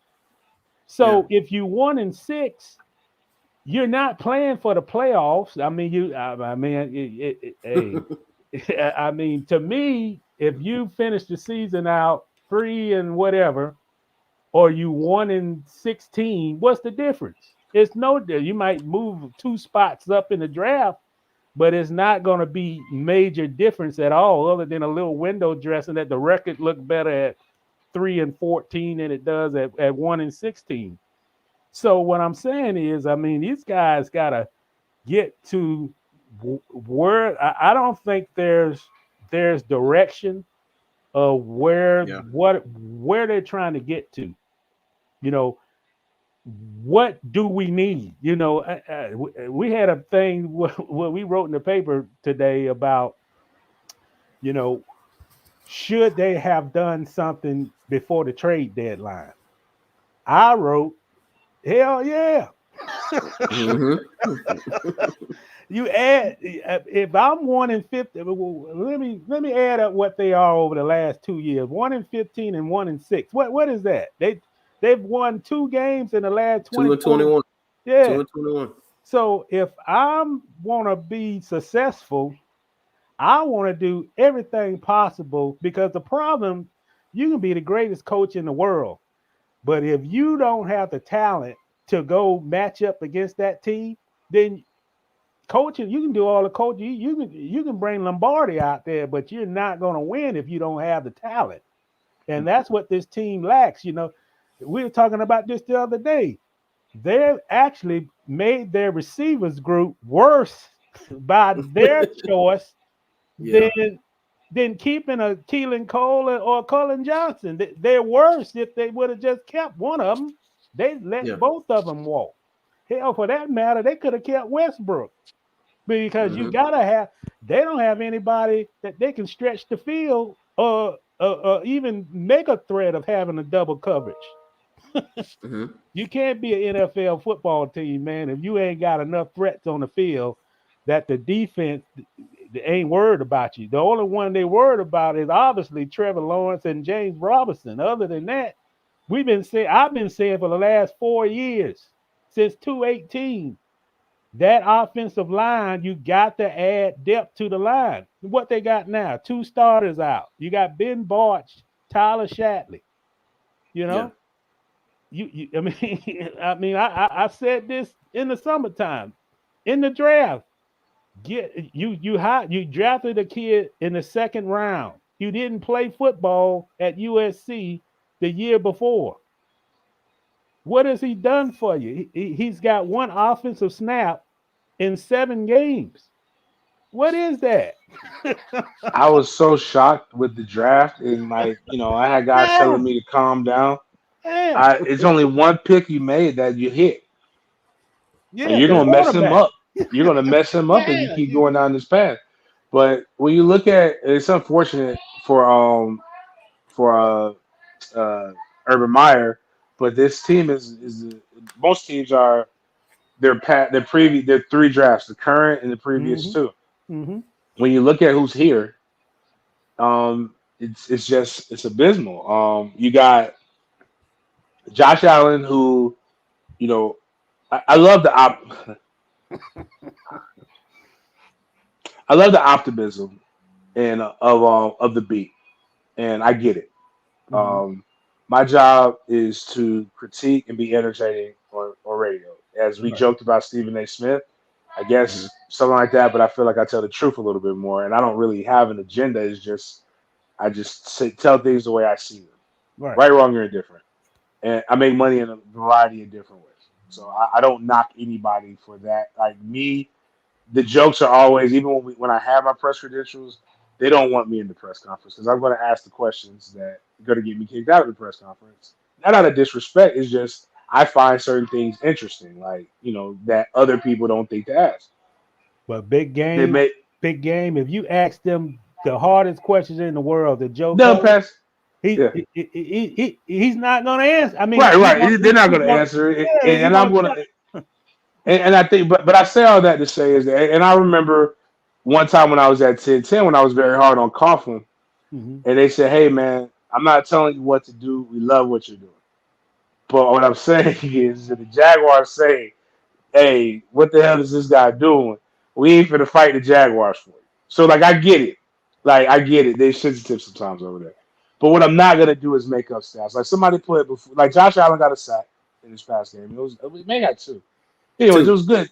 It was good. They were trash sacks, but whatever. Did absolutely nothing to affect the game, but a sack is a sack. Well, both of them happened when they were 24-0. So right before the game, though, somebody put in the last 2 games, Josh Allen has this disruptive rate of 35% or something. Yeah. And I was like, well, what the hell happened? He got more sacks in the first game. The games before that. What the hell you trying to tell me 2 games? Like he hasn't done anything. Clevion, Chashion, whatever the hell his name is. Yeah. Caleb, He hasn't done anything. Yeah. He hasn't done anything to warrant anybody pronouncing his name right. Mm-hmm. And that's not his fault. He shouldn't have been drafted in that position anyway. And you don't draft a guy who has 9 career sacks in college early, and he left early. That's a reach. And he was injury prone. It's a reach no matter how you put it. C.J. Henderson didn't even know why he got drafted at that point. There were so many other guys. He's not here anymore. Clavicle chasing won't be here in 2 more years. Again, going back to this draft, you got Trevor. I love Travis Etienne. I've seen him play for 4 years, and I watched him destroy my university. But when you have James Robinson, I get if he's there in the second round, draft him. Yeah. First round, let's go find an offensive lineman that we can reach on. If we're going to reach there. Reach somewhere that's going to help us long term. So fine, you don't reach there. You get Travis Etienne, then you go get a guy who hasn't played football in 2 years. He had an ACL, and then he had COVID. Took a COVID year. That makes absolutely no sense. Then you go get Tyson Campbell, who, if you've watched any SEC game, he's consistently getting dunked on. He has no ball skills. That made no sense. Cisco was coming off of a knee injury, and yes, while he was exciting, there's other people that you can go get. But if you're going to get these guys, like you said, you must play them. To not play Walker Little as much if for only 1 snap, not play Cisco, Travis Etienne's hurt. You're not even playing the guys when you had the draft capital. So what gives me the hope that even if you lose and you get a first-round pick, unless fate forces something into our hands, I have zero faith that you're going to be able to do it right. I have zero faith knowing that Urban and them tossed up our entire scouting department and the reason why we don't have any top free agents and why we can't make a trade is because these idiots understand college recruiting, but they don't understand that in the NFL you must have people who recruit your opponents consistently, because guess what? Those guys become free agents. Those are the guys that you trade for. Those are the guys that you need to have grades consistently on these guys. It's the reason why Bill Belichick goes to the top round draft picks pro days when he knows he's never going to be able to get these guys. What he knows is in 4 to 5 years, if it doesn't work out, I know a couple of things about this guy that I might be able to get something out of him. So it's about information, but you've gotten rid of your brain trust of information, and you kept Trent Baalke, who's an idiot.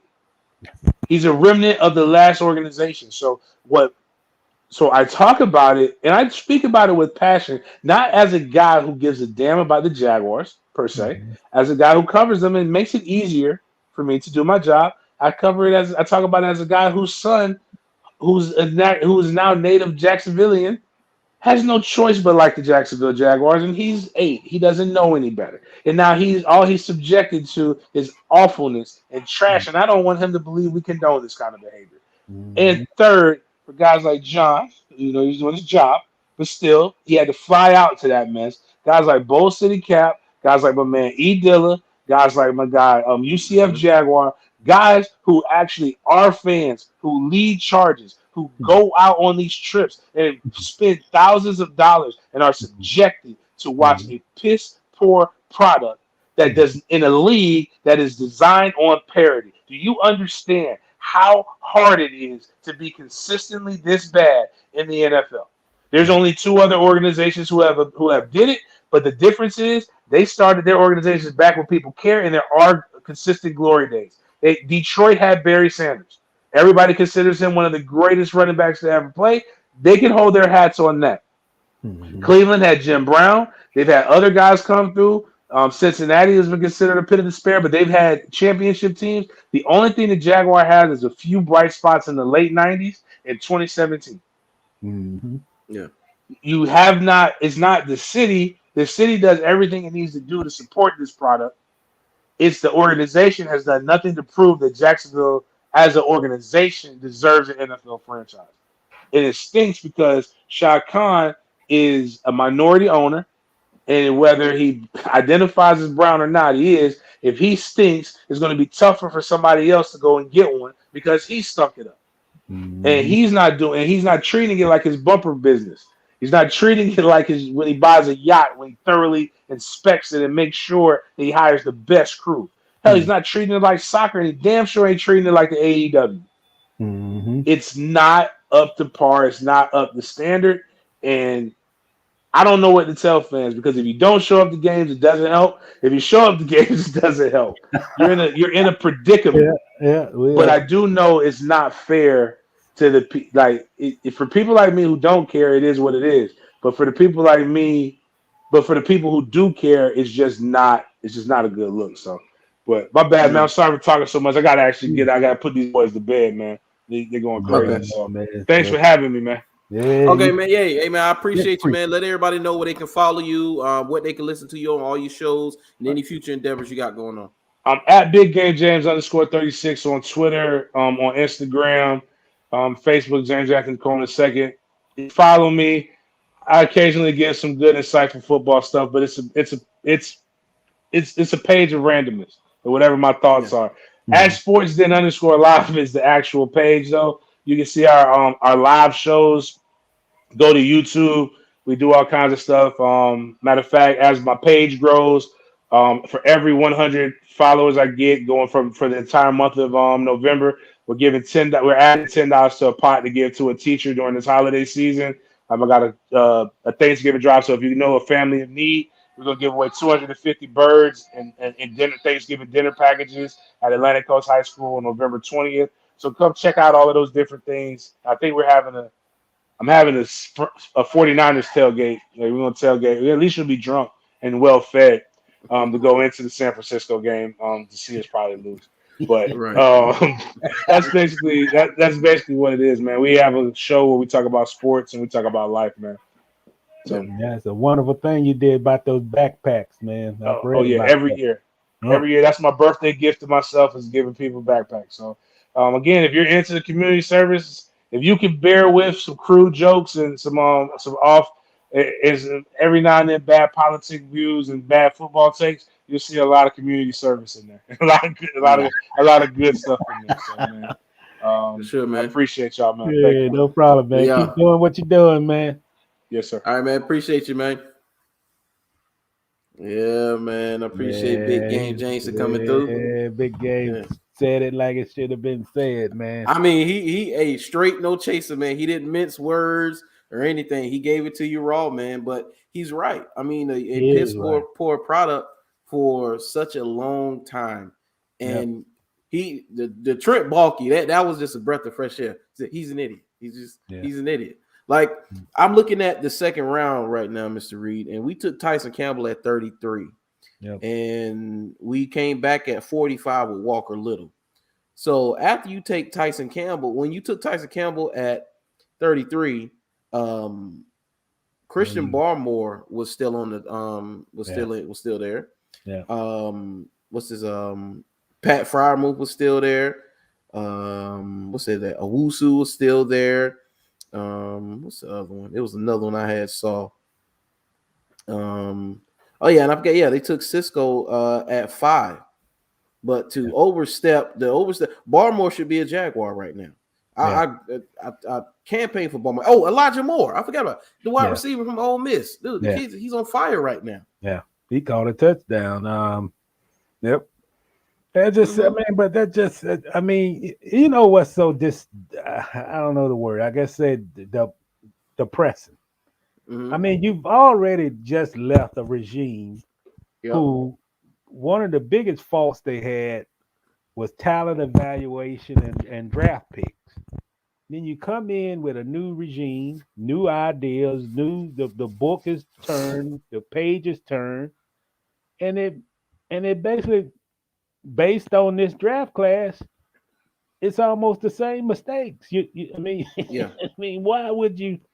And I agree with what he said. I mean, it would have been enough red flags for me on Walker Little that he didn't play for 2 years. He's been out of football for 2 years, and to take that type of chance, I feel, and I might be wrong, but hell, I would have waited till third or fourth round. I mean, he probably would have still been on the board. Yeah. Not as a second round pick. Yeah. And you can't. I fought the organization for, hey, you got to play, whether you was wrong in your evaluation or whatever. You got to find a way to put that kid on the field. His draft selection is too high to have one snap, because Yeah. hey, I think they high on Cam Robinson. I think they like him. I think they might want to re-sign him. But the Yeah. ball is not in Jaguars' court anymore. It's in his court. He can sign whoever he wants to. He's an unrestricted free agent. He can go anywhere. And he might have just said, hey, I'm tired of losing. And this is the thing that the Jaguars have to realize. When you're talking about your own free agents, some of those guys don't want to come back. So I'm just to the point, like, look, man, you're 1-6.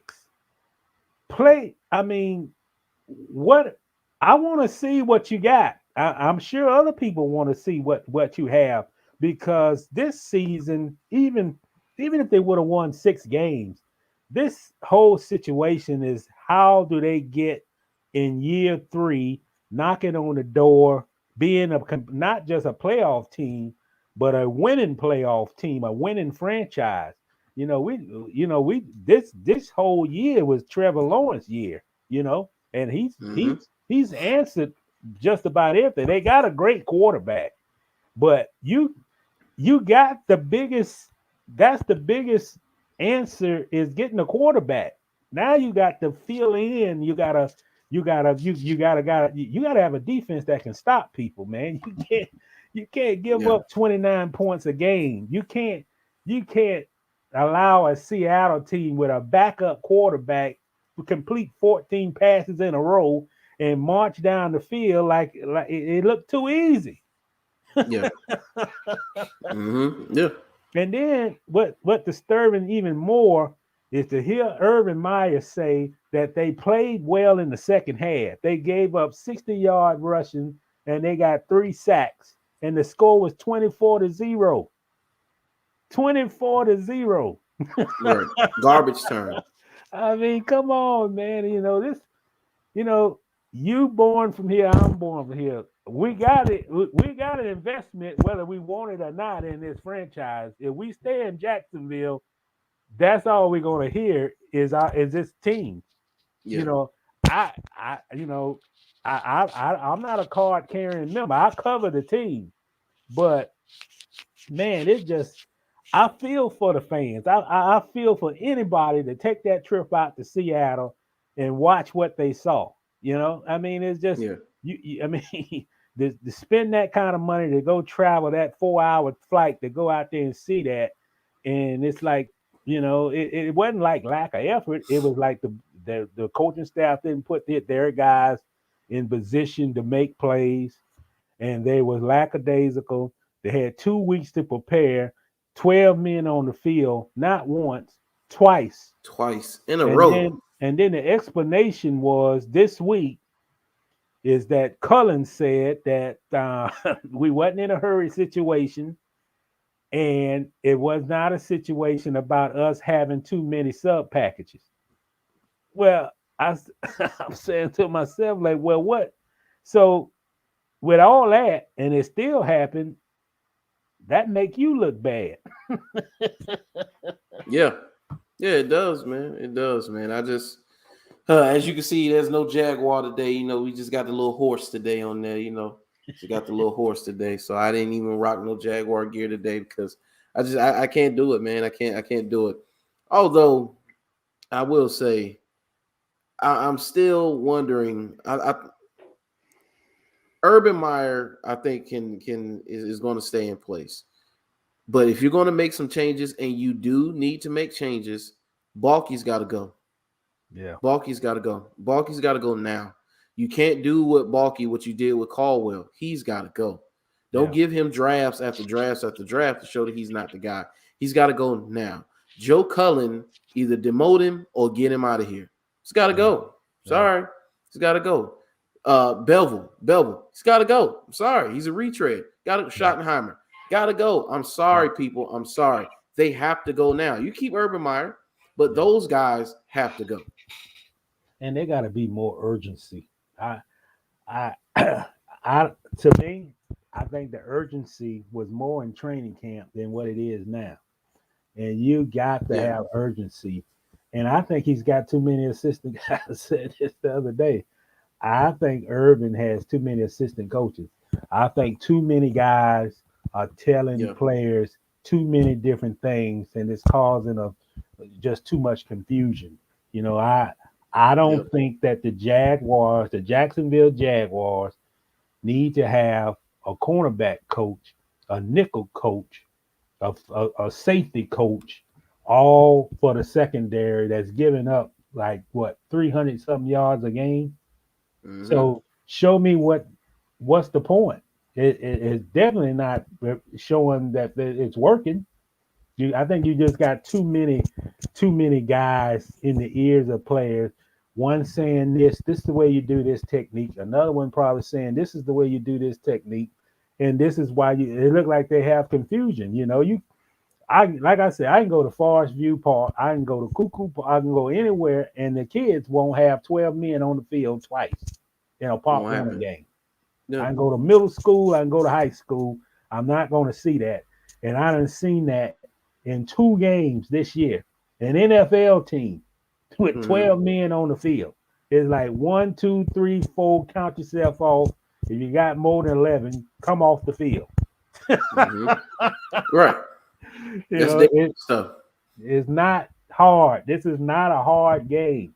It's not hard this is what they're doing. They're putting Rudy Ford now at the nickel to play man up on a tight end. They should have done that probably in week 1 or 2.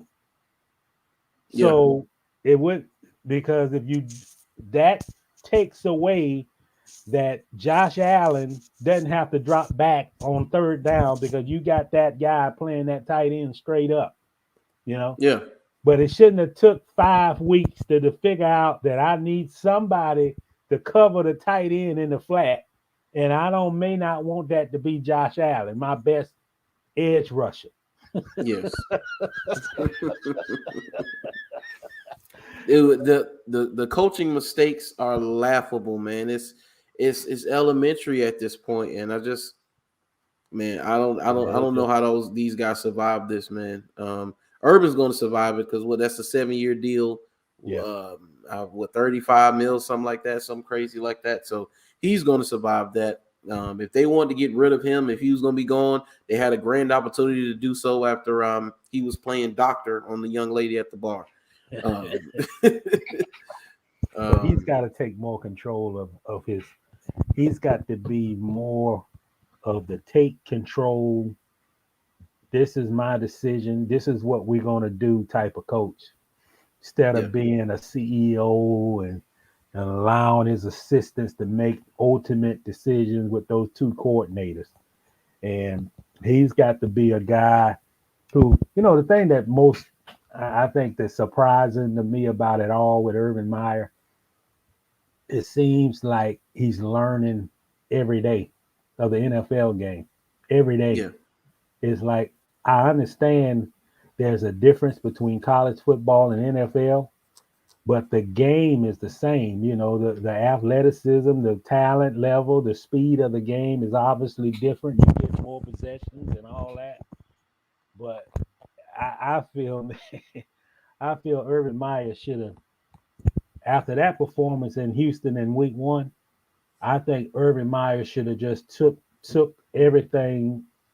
It should have been all about him taking control of the decision making, creating this football team around whatever his philosophy is, getting an identity, and they should have just after that Houston performance, just everything got to change.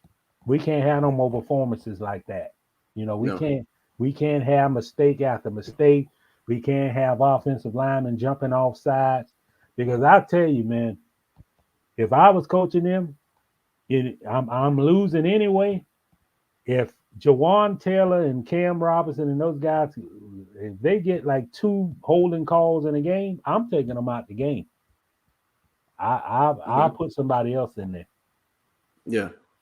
If I got to take Trevor Lawrence out the game, I'll do it. Yeah. Because to me, it doesn't, at this point, it's window dressing anyway. I mean, like I said earlier, it doesn't make any difference if you 1-6 or 2-4 or whatever. You on your way to a losing record, no matter what. Yeah. That's why I feel like right now, if you moved up 9 spots to draft Jordan, then there must have was something that you saw in him, or he graded high for a reason. And you got to play the kid. You can't have this kid come back next year as a 4th round pick with no experience and basically gonna be a rookie over again. And you can't. I don't understand if you're gonna take a chance on Tyson Campbell, which he's a work in progress. Everybody see it. Then how can you play him and not play Cisco? Yes. Yeah. How can you play him and not play Walker Little? Yeah. I mean, just you getting the same. I mean, he's making mistake after mistake. So tell me what is the difference? Yeah. You're gonna have to, and for all those rookies, even Trevor Lawrence, you're gonna have to bear the mistakes. That's what it's for. Yeah. They empty the bench. I mean, you should be preparing for the future right now. You're 1-6. The record's not going to get much better, like you said. It's the top. We're on our way to another top 5 selection. Okay, I want to see what Cisco has. I want to see what Little has. I want to see what Jordan has. I want to see what all of these young guys have, because they are the future of the team. So you want to see what they have. So we know, hey, if Walker Little isn't the guy, next year I need to get another tackle. Yeah. You need to find that out now. That's what this time is for, because like you said, it's window dresser. We're not going to win anything, so there's no reason to. Hey, it is what it is, man. And you want to get them experience. Not only do I want to see what they got, I want to they need experience. They need to learn what I need to make this move. I got to make this adjustment. You can't learn that on the practice field. You got to go out there and get those guys game day snaps and get them out there. If they're going to make mistakes, make mistakes. But you got veterans right now making mistakes. So, you do. It's like, come on, man. I mean, I think almost at this point that the season has reached a point where it's time to see what you got. Basically, you playing for next year at this point. You 1-6, about to be 1-7. And you're gonna lose. So you want to lose respectable. You want to be competitive, and you want to be in the game at least going into the 4th quarter. But I just feel it's time now to see what you got.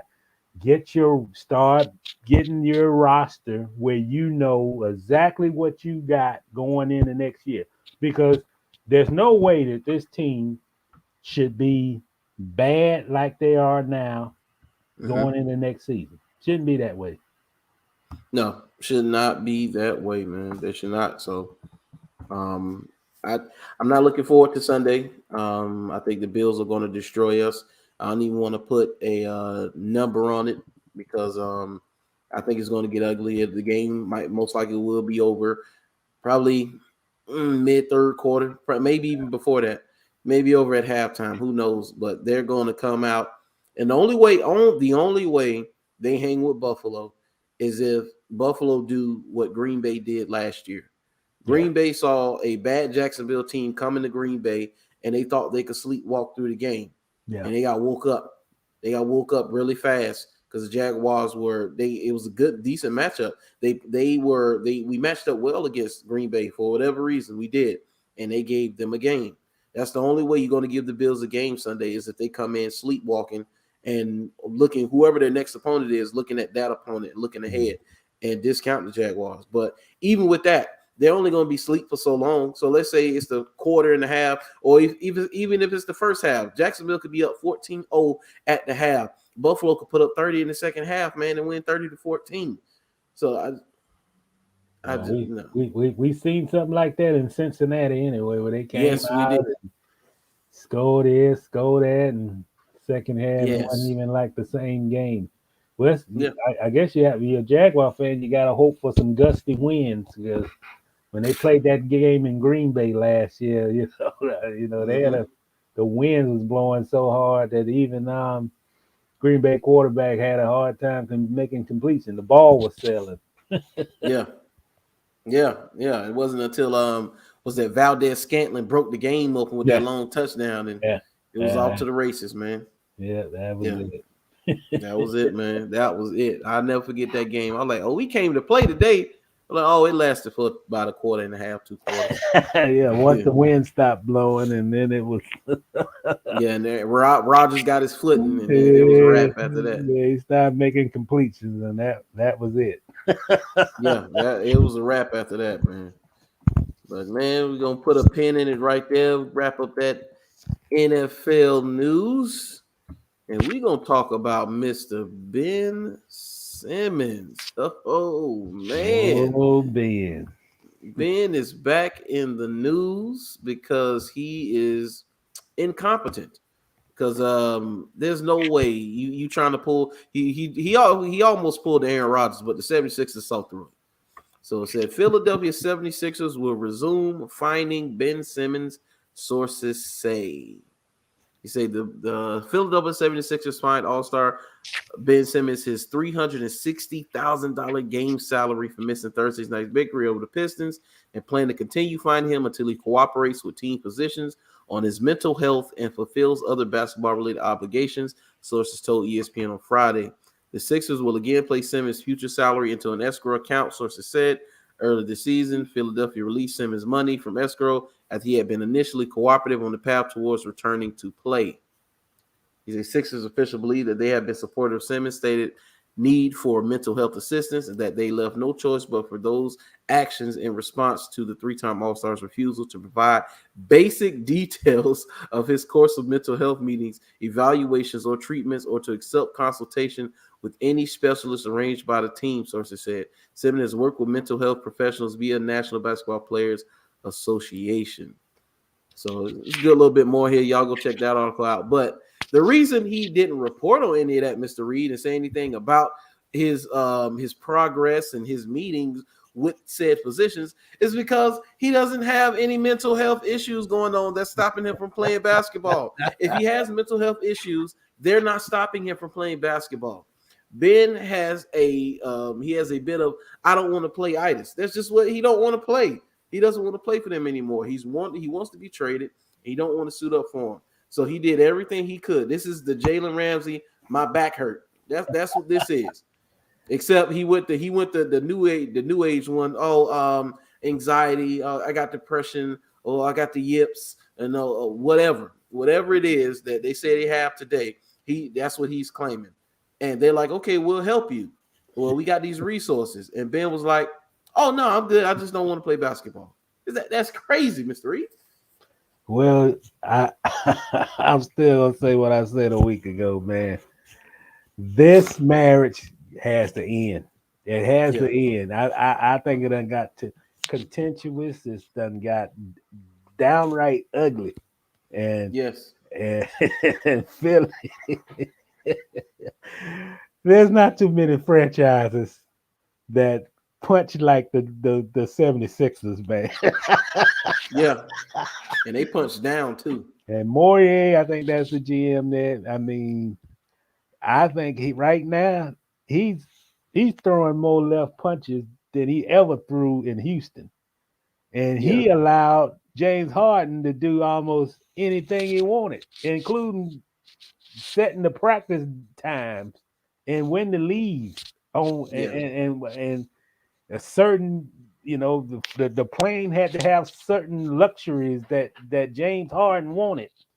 And now it just seems like, man, he's like, hey, he go punch. Hey, man, I ain't taking it no more. I'm the man. I'm the GM, and I'm not gonna allow Ben Simmons to get over on us in any way. And I think that's what it comes down to. It's because town that it's just downright ugly and nasty. And the Yeah. Philadelphia 76ers don't care about no image. They don't care that, man, it's like they don't care about being petty. They don't care. And it's like, Yeah. hey, we gonna make this guy pay. That's what it comes across. We gonna make this guy pay. We gonna take our time in trading him. Hey, we're not gonna be on the phone actively looking for options. We're gonna wait till the calls come to us.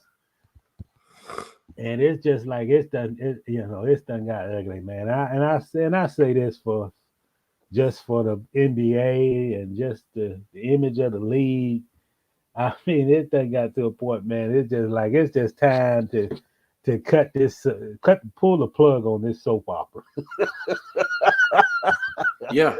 Send the man to somewhere so you can get something in return. Send him to Memphis to get young talent or something. But this gotta end, man. This is almost like a street fight. Yeah. It is. It is. You're right, and they're being so petty about it. Yeah, they're petty, man. This is Shay's Dale Dimps, man. They're being so petty about it. Like, let the man go, get him out of here. He doesn't want to be there no more. I get it. I understand. You want the farm for him. You asked for a ridiculous package from Golden State. So much so they publicized it to show how crazy you are and what you thought you could get for it.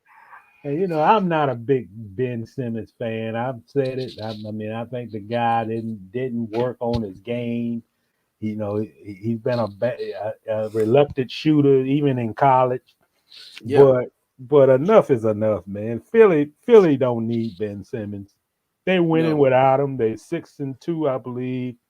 Yeah. They're done moved on from a basketball perspective. They done moved on, And I just think that, man, other than I think it just doesn't reach the point that, hey, we can be just as nasty as you can be. I mean, that's what it basically done came down to. And I think it's like they don't like Ben Simmons' agent.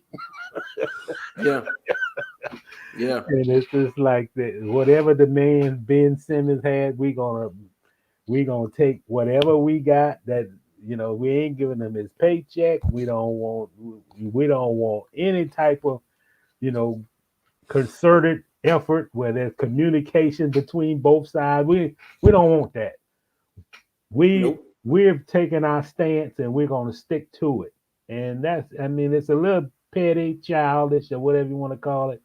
And it's not really good business sense, just trade the guy, get something in return to add to your team, and let the season play on. If you want to, one of the top teams in the East, then let that be the distraction, not just, every month or every 2 weeks. What did Philly do to Ben Simmons, and what did Simmons say or get upset about that the 76ers did to him? And that's, it's just going to be tick-tack, tick-tack, tick-tack until this trade happens. I mean, it's just, it's not working. It's not going anywhere. It doesn't reach the point where it's just, it's a soap opera. And soap operas ain't good for the NBA. Not in that sense. Yeah. It's I mean, it is what it is, man. I just hope they get a solution in this whole thing and they move on. I mean, if Philly is serious about winning a title, why elite if they haven't been on the phone with Brooklyn about Kyrie Irving, you don't want to win the title. You have to at least do your checks. Even if you decide that the situation doesn't fit your franchise and what you currently want to do or whatever, you at least do your checks. Like even right now with Odell Beckham Jr., if you have a chance to get him or he's out there, you better believe, even if, let's say Tampa Bay doesn't need Odell Beckham Jr., but you better believe if you get a chance to do a check on him, you're going to do it. Kick the tires. That's what you need to do. Find out what they want for Kyrie Irving about getting a package or something. Or is it Kristaps Porzingis in Dallas? Trade him there, take on that Kristaps contract and try to get some other compensation for you taking on that contract as well. See what they can give you. I mean, it's so many potential deals that they can make, and it makes you wonder what's taking them so long to get this done, because this is nothing new. This is going on for a while. They've been in trade talks about him for a while now, and at a certain point, see what happens with stuff like this is that the longer this goes on, the worse it's going to be for Philly, not for Ben. Yeah. His value is going down. His value is tanking more and more. At him not dribbling a basketball right now, his value goes down every single day, and the less you're going to get from him. So they got to move it. And it don't, when they go out in free agency and explore free agency and try to get somebody to come to Philly, you don't think that that's going to be used against them? But teams say, why would you want to sign with these guys? I mean, if they'll throw you under the bus. If you express something they don't like, they'll throw you absolutely under the bus, and they'll try to disrupt your career. They'll keep you, they won't trade you. I mean, yeah. And I think it's getting to that point, man, where it's time to just, you're not helping the situation at all. You're not helping your franchise. You got players looking at that situation, and it's just not a good situation. And believe me, like I say, I'm not a Ben Simmons fan at all. I feel that some of this stuff some can be directed on his fault, but I mean, but man, we've been talking about this, man. It's been going on for 2 months, 3 months. I mean, I'm certain we've talked about let's just take our last 10 shows we've done. We've mentioned Ben Simmons at least 6 or 7 times. At least. At the very least, we mentioned him 6 or 7 times. So, yes, you're right. This has been an ongoing thing, man. And I just hope they can get it rectified. But, hey, it is what it is. So, we're going to switch topics. And we're going to stay in the NBA. We're going to talk about Mr. Marcus Smart. He ruffled some feathers. Mr. Marcus Smart ruffled a few feathers because after the Celtics offense, he made some comments about the Celtics offense after blowing a 19-point lead to the Bulls. As you can see here in the tweet, it says Marcus Smart shares his thought after Celtics lost to the Bulls. He says, I can only do so much just standing in the corner. Everybody's scouting report is make Jason and Jaylen try to pass the ball. They don't want to pass the ball, and that's something they're going to learn. So as soon as I heard that, I said, that isn't going to go over well. But if anybody is able to say something like that, it would be Marcus Smart on that team. I would expect him to say something like that, because you could tell that there are some players who are tough guys, and there are some guys who are mostly or fake tough guys. Marcus Smart is about that life. He is. He is. He's not going to miss word with anybody. I've seen him getting in LeBron's face, Kawhi's face. It really does not matter. It don't matter. He's like a junkyard dog. He's going to speak his mind. And he ruffled some feathers with that one, Mr. Reid. Yeah, I saw him when he was at Oklahoma State. Got into a guy's face during a game. That he said he called him expletive or something. But man, they had to escort Marcus out of the arena. Yeah. But man, I tell you what, it's the truth, man. He's telling the truth. He's telling the truth. And the truth is that this been going on. And I'm shocked that it just got out. But if you go back to the last few seasons, both of those guys, Tatum, Jason, look when they drive. If they got a ball in their hand, and even if the lane ain't even if it's not a clear lane, they're not looking to pass. They're going to the basket to shoot. And I mean, I think for this Celtic team to be successful, they're going to look back on this and say this had to be said publicly, because I'm surely he went privately and it hadn't been addressed at all, And not to take anything, I mean, Tatum is a good player, Brown is a good player, but you have to be a coordinated group, man. You got to run some type of offense. It can't be just ISOs, and you always would like to work to get the easier shot, not trying to score over 3 people. But if you look at the Celtics over the last 3 seasons, at least, that's been a problem. It's been an issue. Yep. It's been an issue. It's been an issue. What they had in the next game after that, they had 3 assists after that. Yeah, so, 3 assists between the 3. And I think they had 3 assists against the Magic. Against the Magic now. That's the Magic now. Yeah, against the Magic. 3 assists.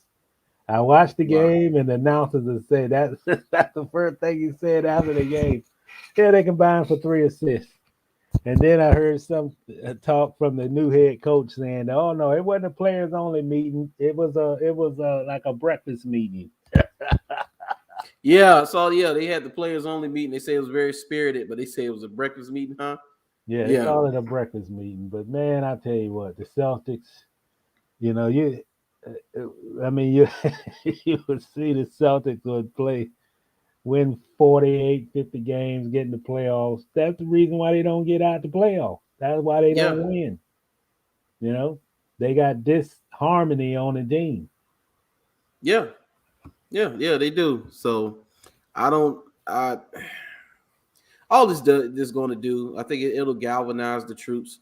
Marcus Smart, I'm sure, was very calculated in what he said. It's something that was probably sitting on his chest for a good little while. I mean, he didn't wake up that day, get ready, go to the arena and play basketball and have another disappointing performance and go, oh, I think I'll say this now. No, he had been thinking about that for a while. It's been simmering. I'm pretty sure his fuse is very short. So the fact that he said this now means that, it's been a little minute since he's been wanting to say something about it, and he aired his grievances. And of course, Brad Stevens and them said, the politically correct thing is like, okay, it should have been a public criticism. You don't air your grievances. You keep it in the locker room, blah, blah, blah. But I'm sure Marcus Smart is like, you keep it in the locker room when guys listen. When guys don't listen, okay, we need to take it. We need to take it out and we need to air it out because apparently they're not getting the message. And another thing, he probably said it privately and nothing has been done about it. Those guys if you really watching, they are standing around in the perimeter. That's why the guard left probably had to go, to get his amount of shots that he used to. So he had to go sign with the Knicks. You have to force up shots. The only way you get shots, you got to get offensive rebounds and stuff. That's just unacceptable. And like I say, Tatum is a good player. Jaylen is a good player. But come on, man. You got to be team oriented. And this, of all teams, the Celtics. The Celtics pride themselves on team play, not individual solo ISOs and all that. So, So I just laughed when I saw it, man. I said Marcus Smart is pissed off. That's all that is. And he said what needed to be said, man. So we'll see if that rectifies the issue. If they pass the ball more. They won a couple of games. I think they done won like two out of 3 since then. Yeah. Now Jaylen Brown. So I'm pretty sure there's going to be some continued, little beef there. They pretty much are going to squash it. But Jaylen Brown said Marcus Smart comment was something we probably didn't need. Of course, it was about you. So of course you would think that it's not needed. Jason Tatum didn't say anything. He let it go. But Jaylen Brown felt the need to say something. So for him to be the one to say something lets me know that between Jason and Jaylen, Jaylen is the one who has more of an issue with Marcus Smart. Yeah. Or else he wouldn't have said nothing. And that's to be expected. I think he got a little edge on him anyway. So yeah. But I always hear how hard he works on his game. He got hurt during the playoffs last year, and they showing the camera how frustrated he looked not being out there and those things. But man, you got to be a team. You got to be a team player. You know, you can't just take. You can't just force. They ain't forcing shots in Milwaukee. That's for sure. The team that's winning, the Golden State, they ain't forcing shots. They moving the ball, and they are taking threes, but it ain't because they're not moving the ball. These guys don't move the ball. The ball sticking to both of them. And that's when the head coach got to step in there, man, and run and have those guys to run out the offense, not play individualized basketball. Especially Jason Brown, who I feel is a little more guilty at that than Tatum, in my opinion. So he'll try to drive in the lane. The lane gonna be crowded, and he's still gonna drive in the lane, no matter what. Yeah. No matter what, man. So it's a lot of drama in the NBA, man. They only been playing for a month. Shoot, hey, and speaking of which, and I'm just seeing this now, so I'm gonna go ahead and share it. And we're gonna talk this up. This is the next topic. We're gonna stay in the NBA. Speaking of drama, not only do you got the different drama going around, you got a shooting issue right now, supposedly. And they're talking about, is it the new Wilson ball to blame for poor shooting? I think it's the rule change, but they have talked about the changing the ball. So they said Paul George and CJ McCollum weigh in on because they switched from Spalding to Wilson. Yeah, so there were 30. So it's been 37 years they've been using Spalding. So now Wilson has taken over, and Wilson is a great company. You know, they I think they do the NFL footballs. So why would they switch? Switch the basketball? So I don't know. They say Wilson has taken over as the official ball maker in the world's best basketball league. To the naked eye, not much has changed. I mean, the ball is still the same color, still the same shape and size, but apparently there are some differences, and that, of course, according to those who have to use it. So Clipper star Paul George spoke on the differences in the new game ball. With the new game ball, he said not to make an excuse or anything, it's just a different ball. George told reporters following a 99-94 Clippers victory over the Thunder, he said it doesn't have the same touch or softness as the Spalding ball had. You'll see this year there's going to be a lot of bad misses. See, CJ McCollum, as the president of the NBA PA, has reportedly said that the association will be discussing the new ball this week in an effort to get feedback. McCollum also took to Twitter to ensure he wasn't putting any blame on the new ball for poor shooting. He said, it's not the ball's fault I missed shots, LOL. That's the shooter's fault for the record. And so I had just saw this, so I wanted to share that. I think the ball a little bit and could have something to do with it, but I think the rule change and allowing defenses to actually defend shooters on the perimeter has changed the three-point shot. That's why it's at its lowest it's been in the history since like 1989. That's the first thing you have to point to. Yeah, I agree with what you. I mean, I think they're calling it closer. And, I think that's the biggest thing. They're not, you can't just jump into a guy anymore and expect to get a foul call. And it may be a little credence to the fact that they getting adjusted to the ball. But man, I'm looking at the score. Mm-hmm. The Orlando Magic, 89 points. They scored 79 2 days ago. 89. They lost to the Spurs tonight, 102 to 89. Have they won a game this year? They won. I think they won one. I think. Let me check.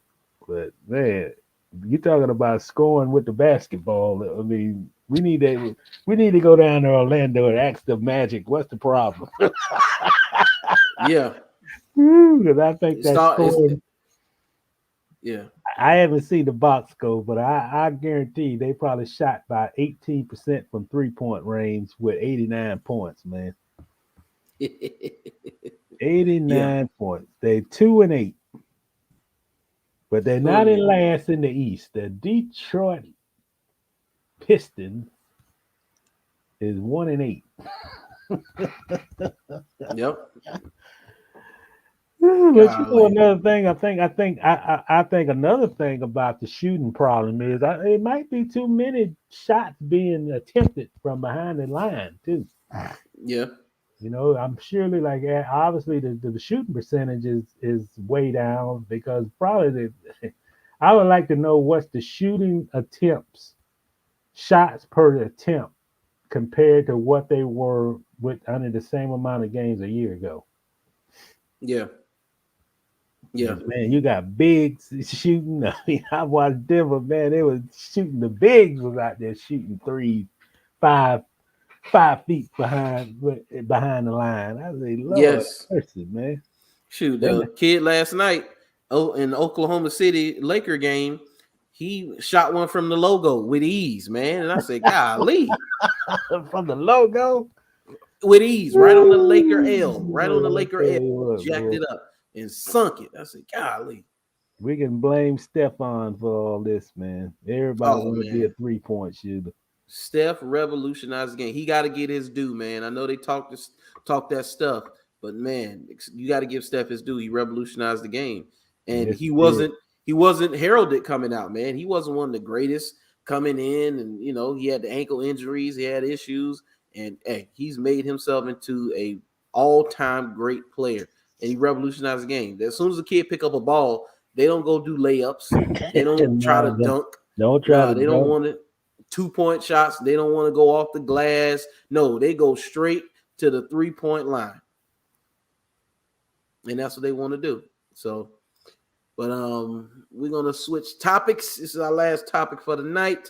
We're going to talk about the allegations of racism and misogyny within the Phoenix Suns organization. Robert Sarver. He's been the owner of the Phoenix Suns for the last 17 years. And apparently this man has been busy because allegations of racism, misogyny, what else? I know it said racism, misogyny, but hold on. Let's read this article a little bit. So, say October 30th, 2016 at Talking Stick Resort Arena in downtown Phoenix, Earl Watson, in just his third game as the Sun head coach, faced a tall task, beat the powerhouse Golden State Warriors. The young Phoenix team had been toiling at the bottom of NBA standing for years, missing the playoffs for 6 straight seasons while turning through head coaches. Watson was the fourth in as many years. Still, the Suns were playing the eventual NBA champion close, even leading by 13 in the first half, but it didn't last.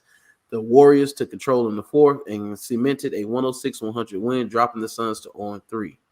After the loss, Suns majority owner Robert Sarver entered the coach's locker room, Watson told ESPN.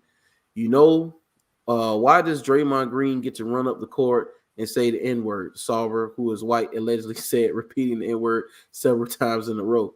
You can't say that, Watson. You can't say that. Watson, who is black and Hispanic, told Sarver. He said, why? Draymond Green says the N-word. He said, you can't effing say that, Watson said again. Wow. And that's just one. I hadn't even heard about that one, Mr. Reid. Yo, man. How has this guy been the owner for so long? If that's what we're doing, man. Man. Well, I tell you what, man. This is when you miss a guy like David Stern, because I don't think the commissioner right now is strong enough to combat this kind of stuff, man. Because this looks to me just like the Donald Sterling situation with the Clippers. Yeah. They say it should be a for sale sign on the arena today because he's got to go. Yeah, he's got to go. Yeah. You know, and they got to quote it in this ESPN story that even, you know, I think Monty Williams is one of the most diplomatic people in the world. And even Monty came out and say, this is serious. You know, this is, I mean, he ain't putting basketball ahead of this. This is some serious stuff going on right now about what's being said. And yes, I in my own personal opinions, man, you know, because the NBA done had this situation with an owner like Donald Sterling. Everybody commended the NBA when they just basically took action very quick. And they took that franchise from Sterling. you know. Yeah. And he made those comments where his girlfriend or whoever he was dating sent the comments out and made it public that the league got their hands on it. But this to me, in a lot of ways, this is even more serious because you don't have a girlfriend saying this is what he said. You actually have an ex-former player who was a good player. Yes. Saying that this is what this man said, saying the N-word after a game. Or saying that we need to hire the N-word to coach the N-words. To coach these. Right. You know, and I really think, I say this also, I really, really think, even more so than the NFL, that the NBA has to really look into owners of those franchises. Yeah. You can't have racists owning teams. And if you got racists owning teams, then you got to nip that in the bud, man. You can't have that. Not after George Floyd and all this stuff that then went on.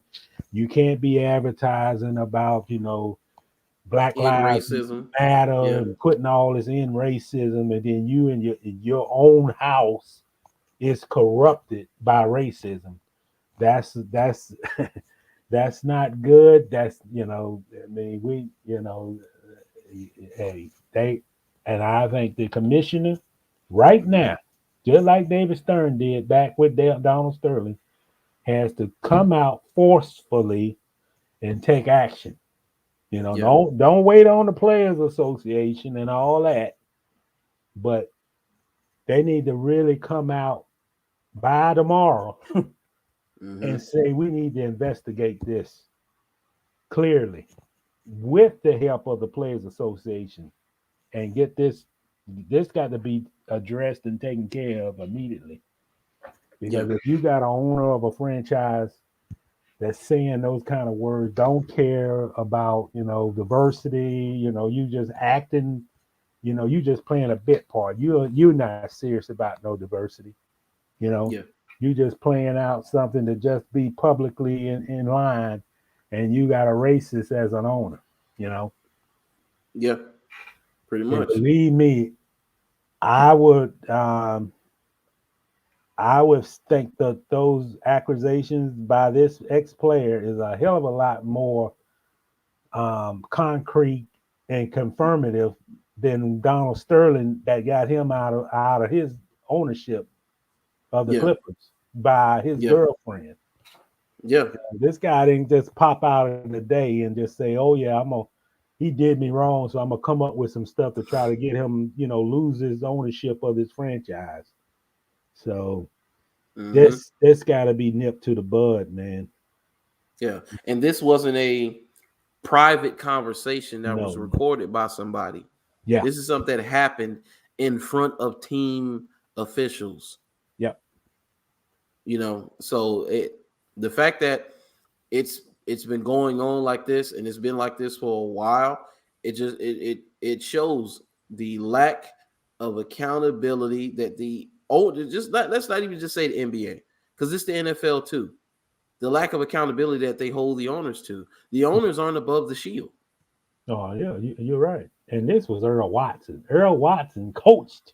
He was the head coach of the Suns. Good player, not a great player, but a good player, and was a head coach. Yeah, and he and very respected and regarded too, I might add. So he, this, and he just wanted the guys. Yeah, man. It's sad, man. But I'm not surprised at this point. I think that as time goes on, the past is going to come back to bite a lot of them. The past is going to come back, man.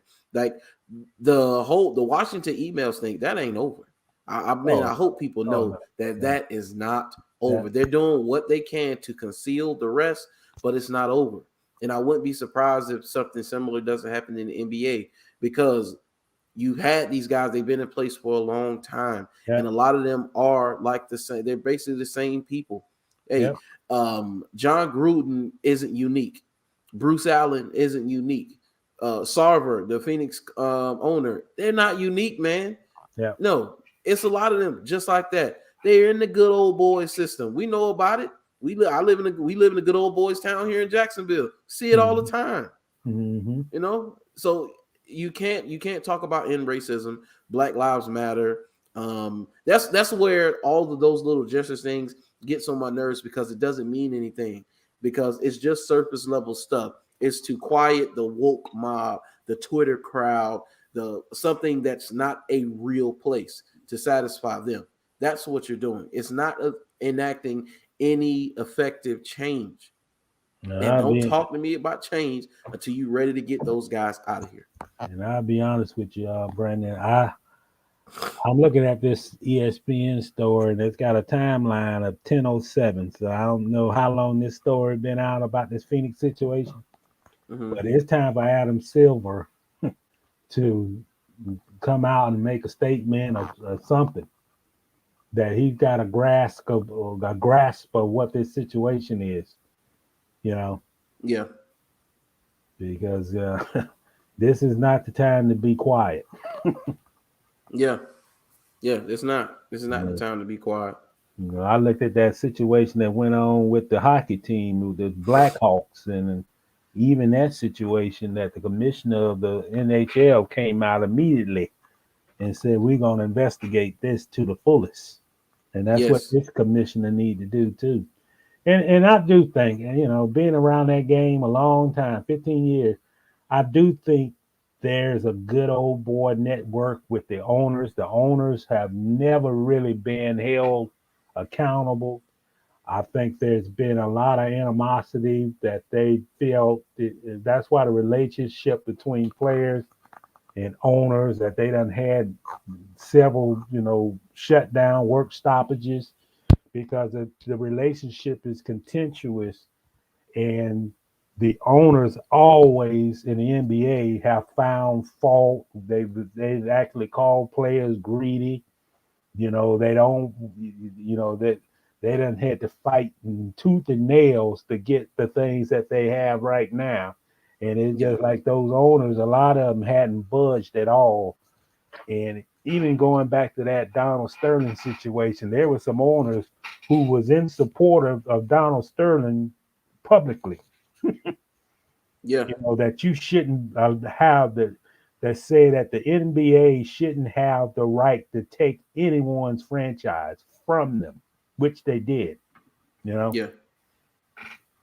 Because I tell you what, the guy in New York, he done crossed the threshold a lot. And ain't nothing been done, in my opinion, to hold him accountable. He took one of his top former players and banned him like for life to come back into Madison Square Garden, and he did absolutely nothing.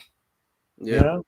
And nothing was said or anything. He didn't get held responsible or anything. And you can go back and look at all the whacking decisions that he done made and not be held accountable. You know, I mean, think racism has come up in any of that situation, but man, James Dolan is a horrible owner. Horrible. I mean, look at it.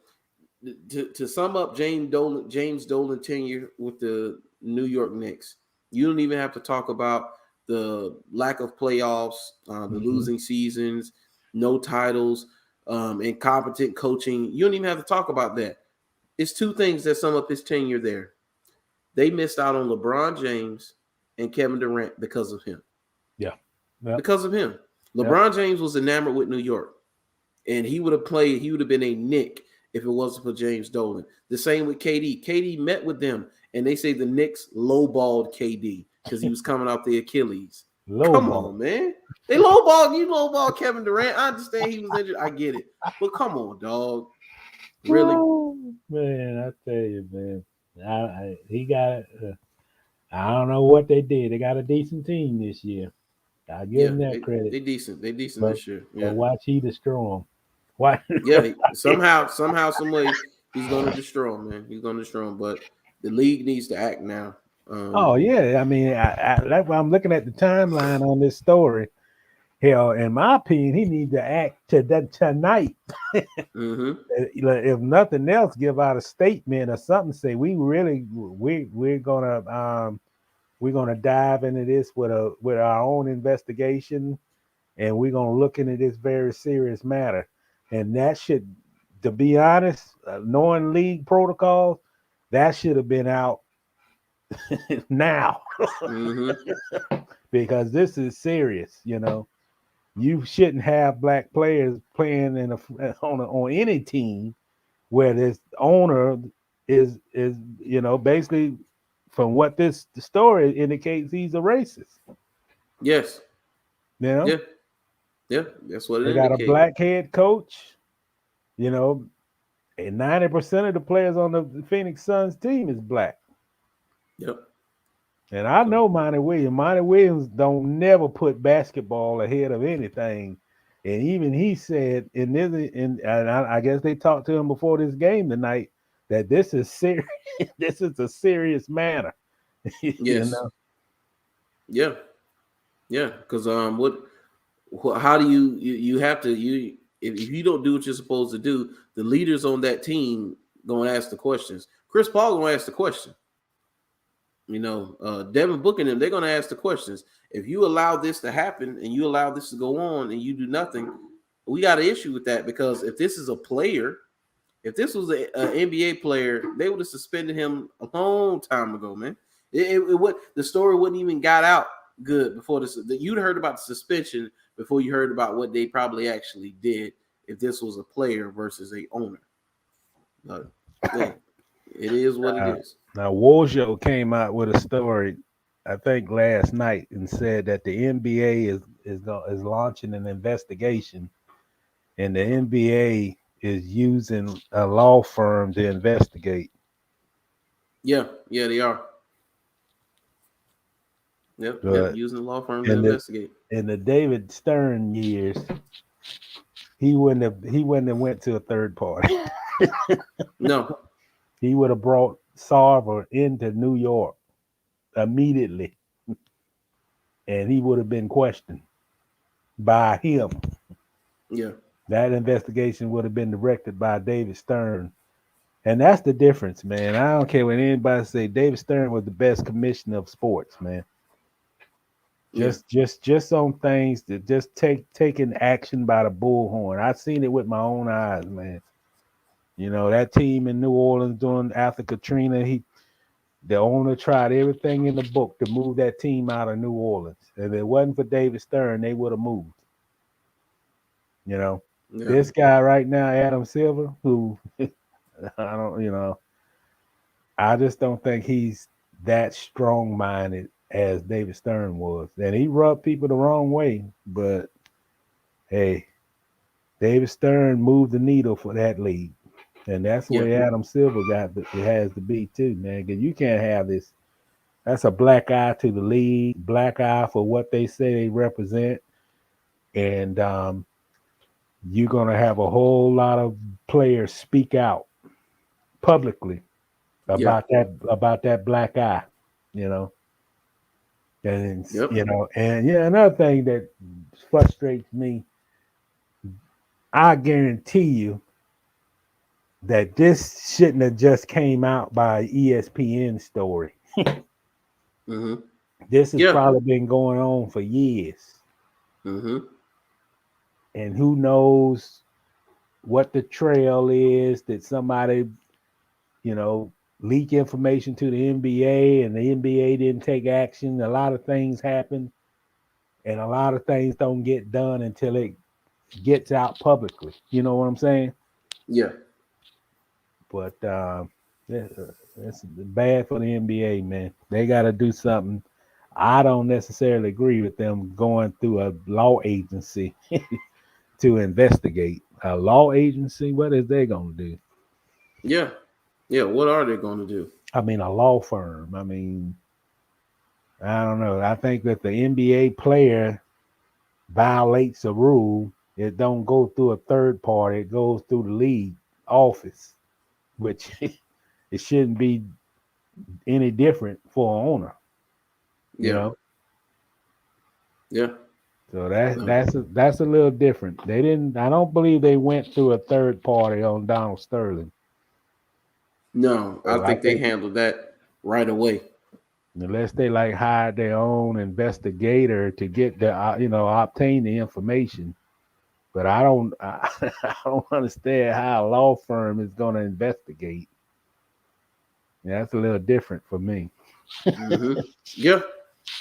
So, well, we'll see what happens. I mean, one thing I can say, once again, I mean, the last month, probably about the last month for certain. I mean, you couldn't ask for a better news cycle. If you're going to cover sports, you couldn't ask for a better news cycle, man, because it seemingly every other day it was something. It's something. Everybody, people talking about now, they saying now, there's like, can we please just turn it off a little bit? Because it's something every day, seems like. Every other day. Yeah. Something comes out. I mean, we thought we had a decent day today, and then Aaron Rodgers goes on the podcast and acts a fool. Like, just golly. You can't catch a break, man. What's going to happen next? But I will tell you, this NBA thing going to get ugly, man. It ain't going to get ugly before it gets better. Yeah, it is.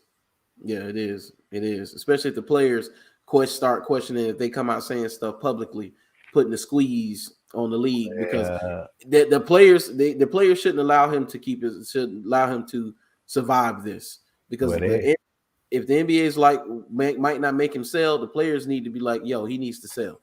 Well, that's what happened with Donald Sterling. The players, LeBron and all those guys say, shoot, man, it's unacceptable. We don't want to even go to the Clippers with this guy sitting in the arena there, Yep. And they did. The league heard a lot of feedback from the players. A lot of groups got involved, and there's gonna be some protests and all that. Mm-hmm. And that's what's gonna happen with this situation, because more and more are gonna come out on this thing with this guy. This guy didn't just overnight become a racist.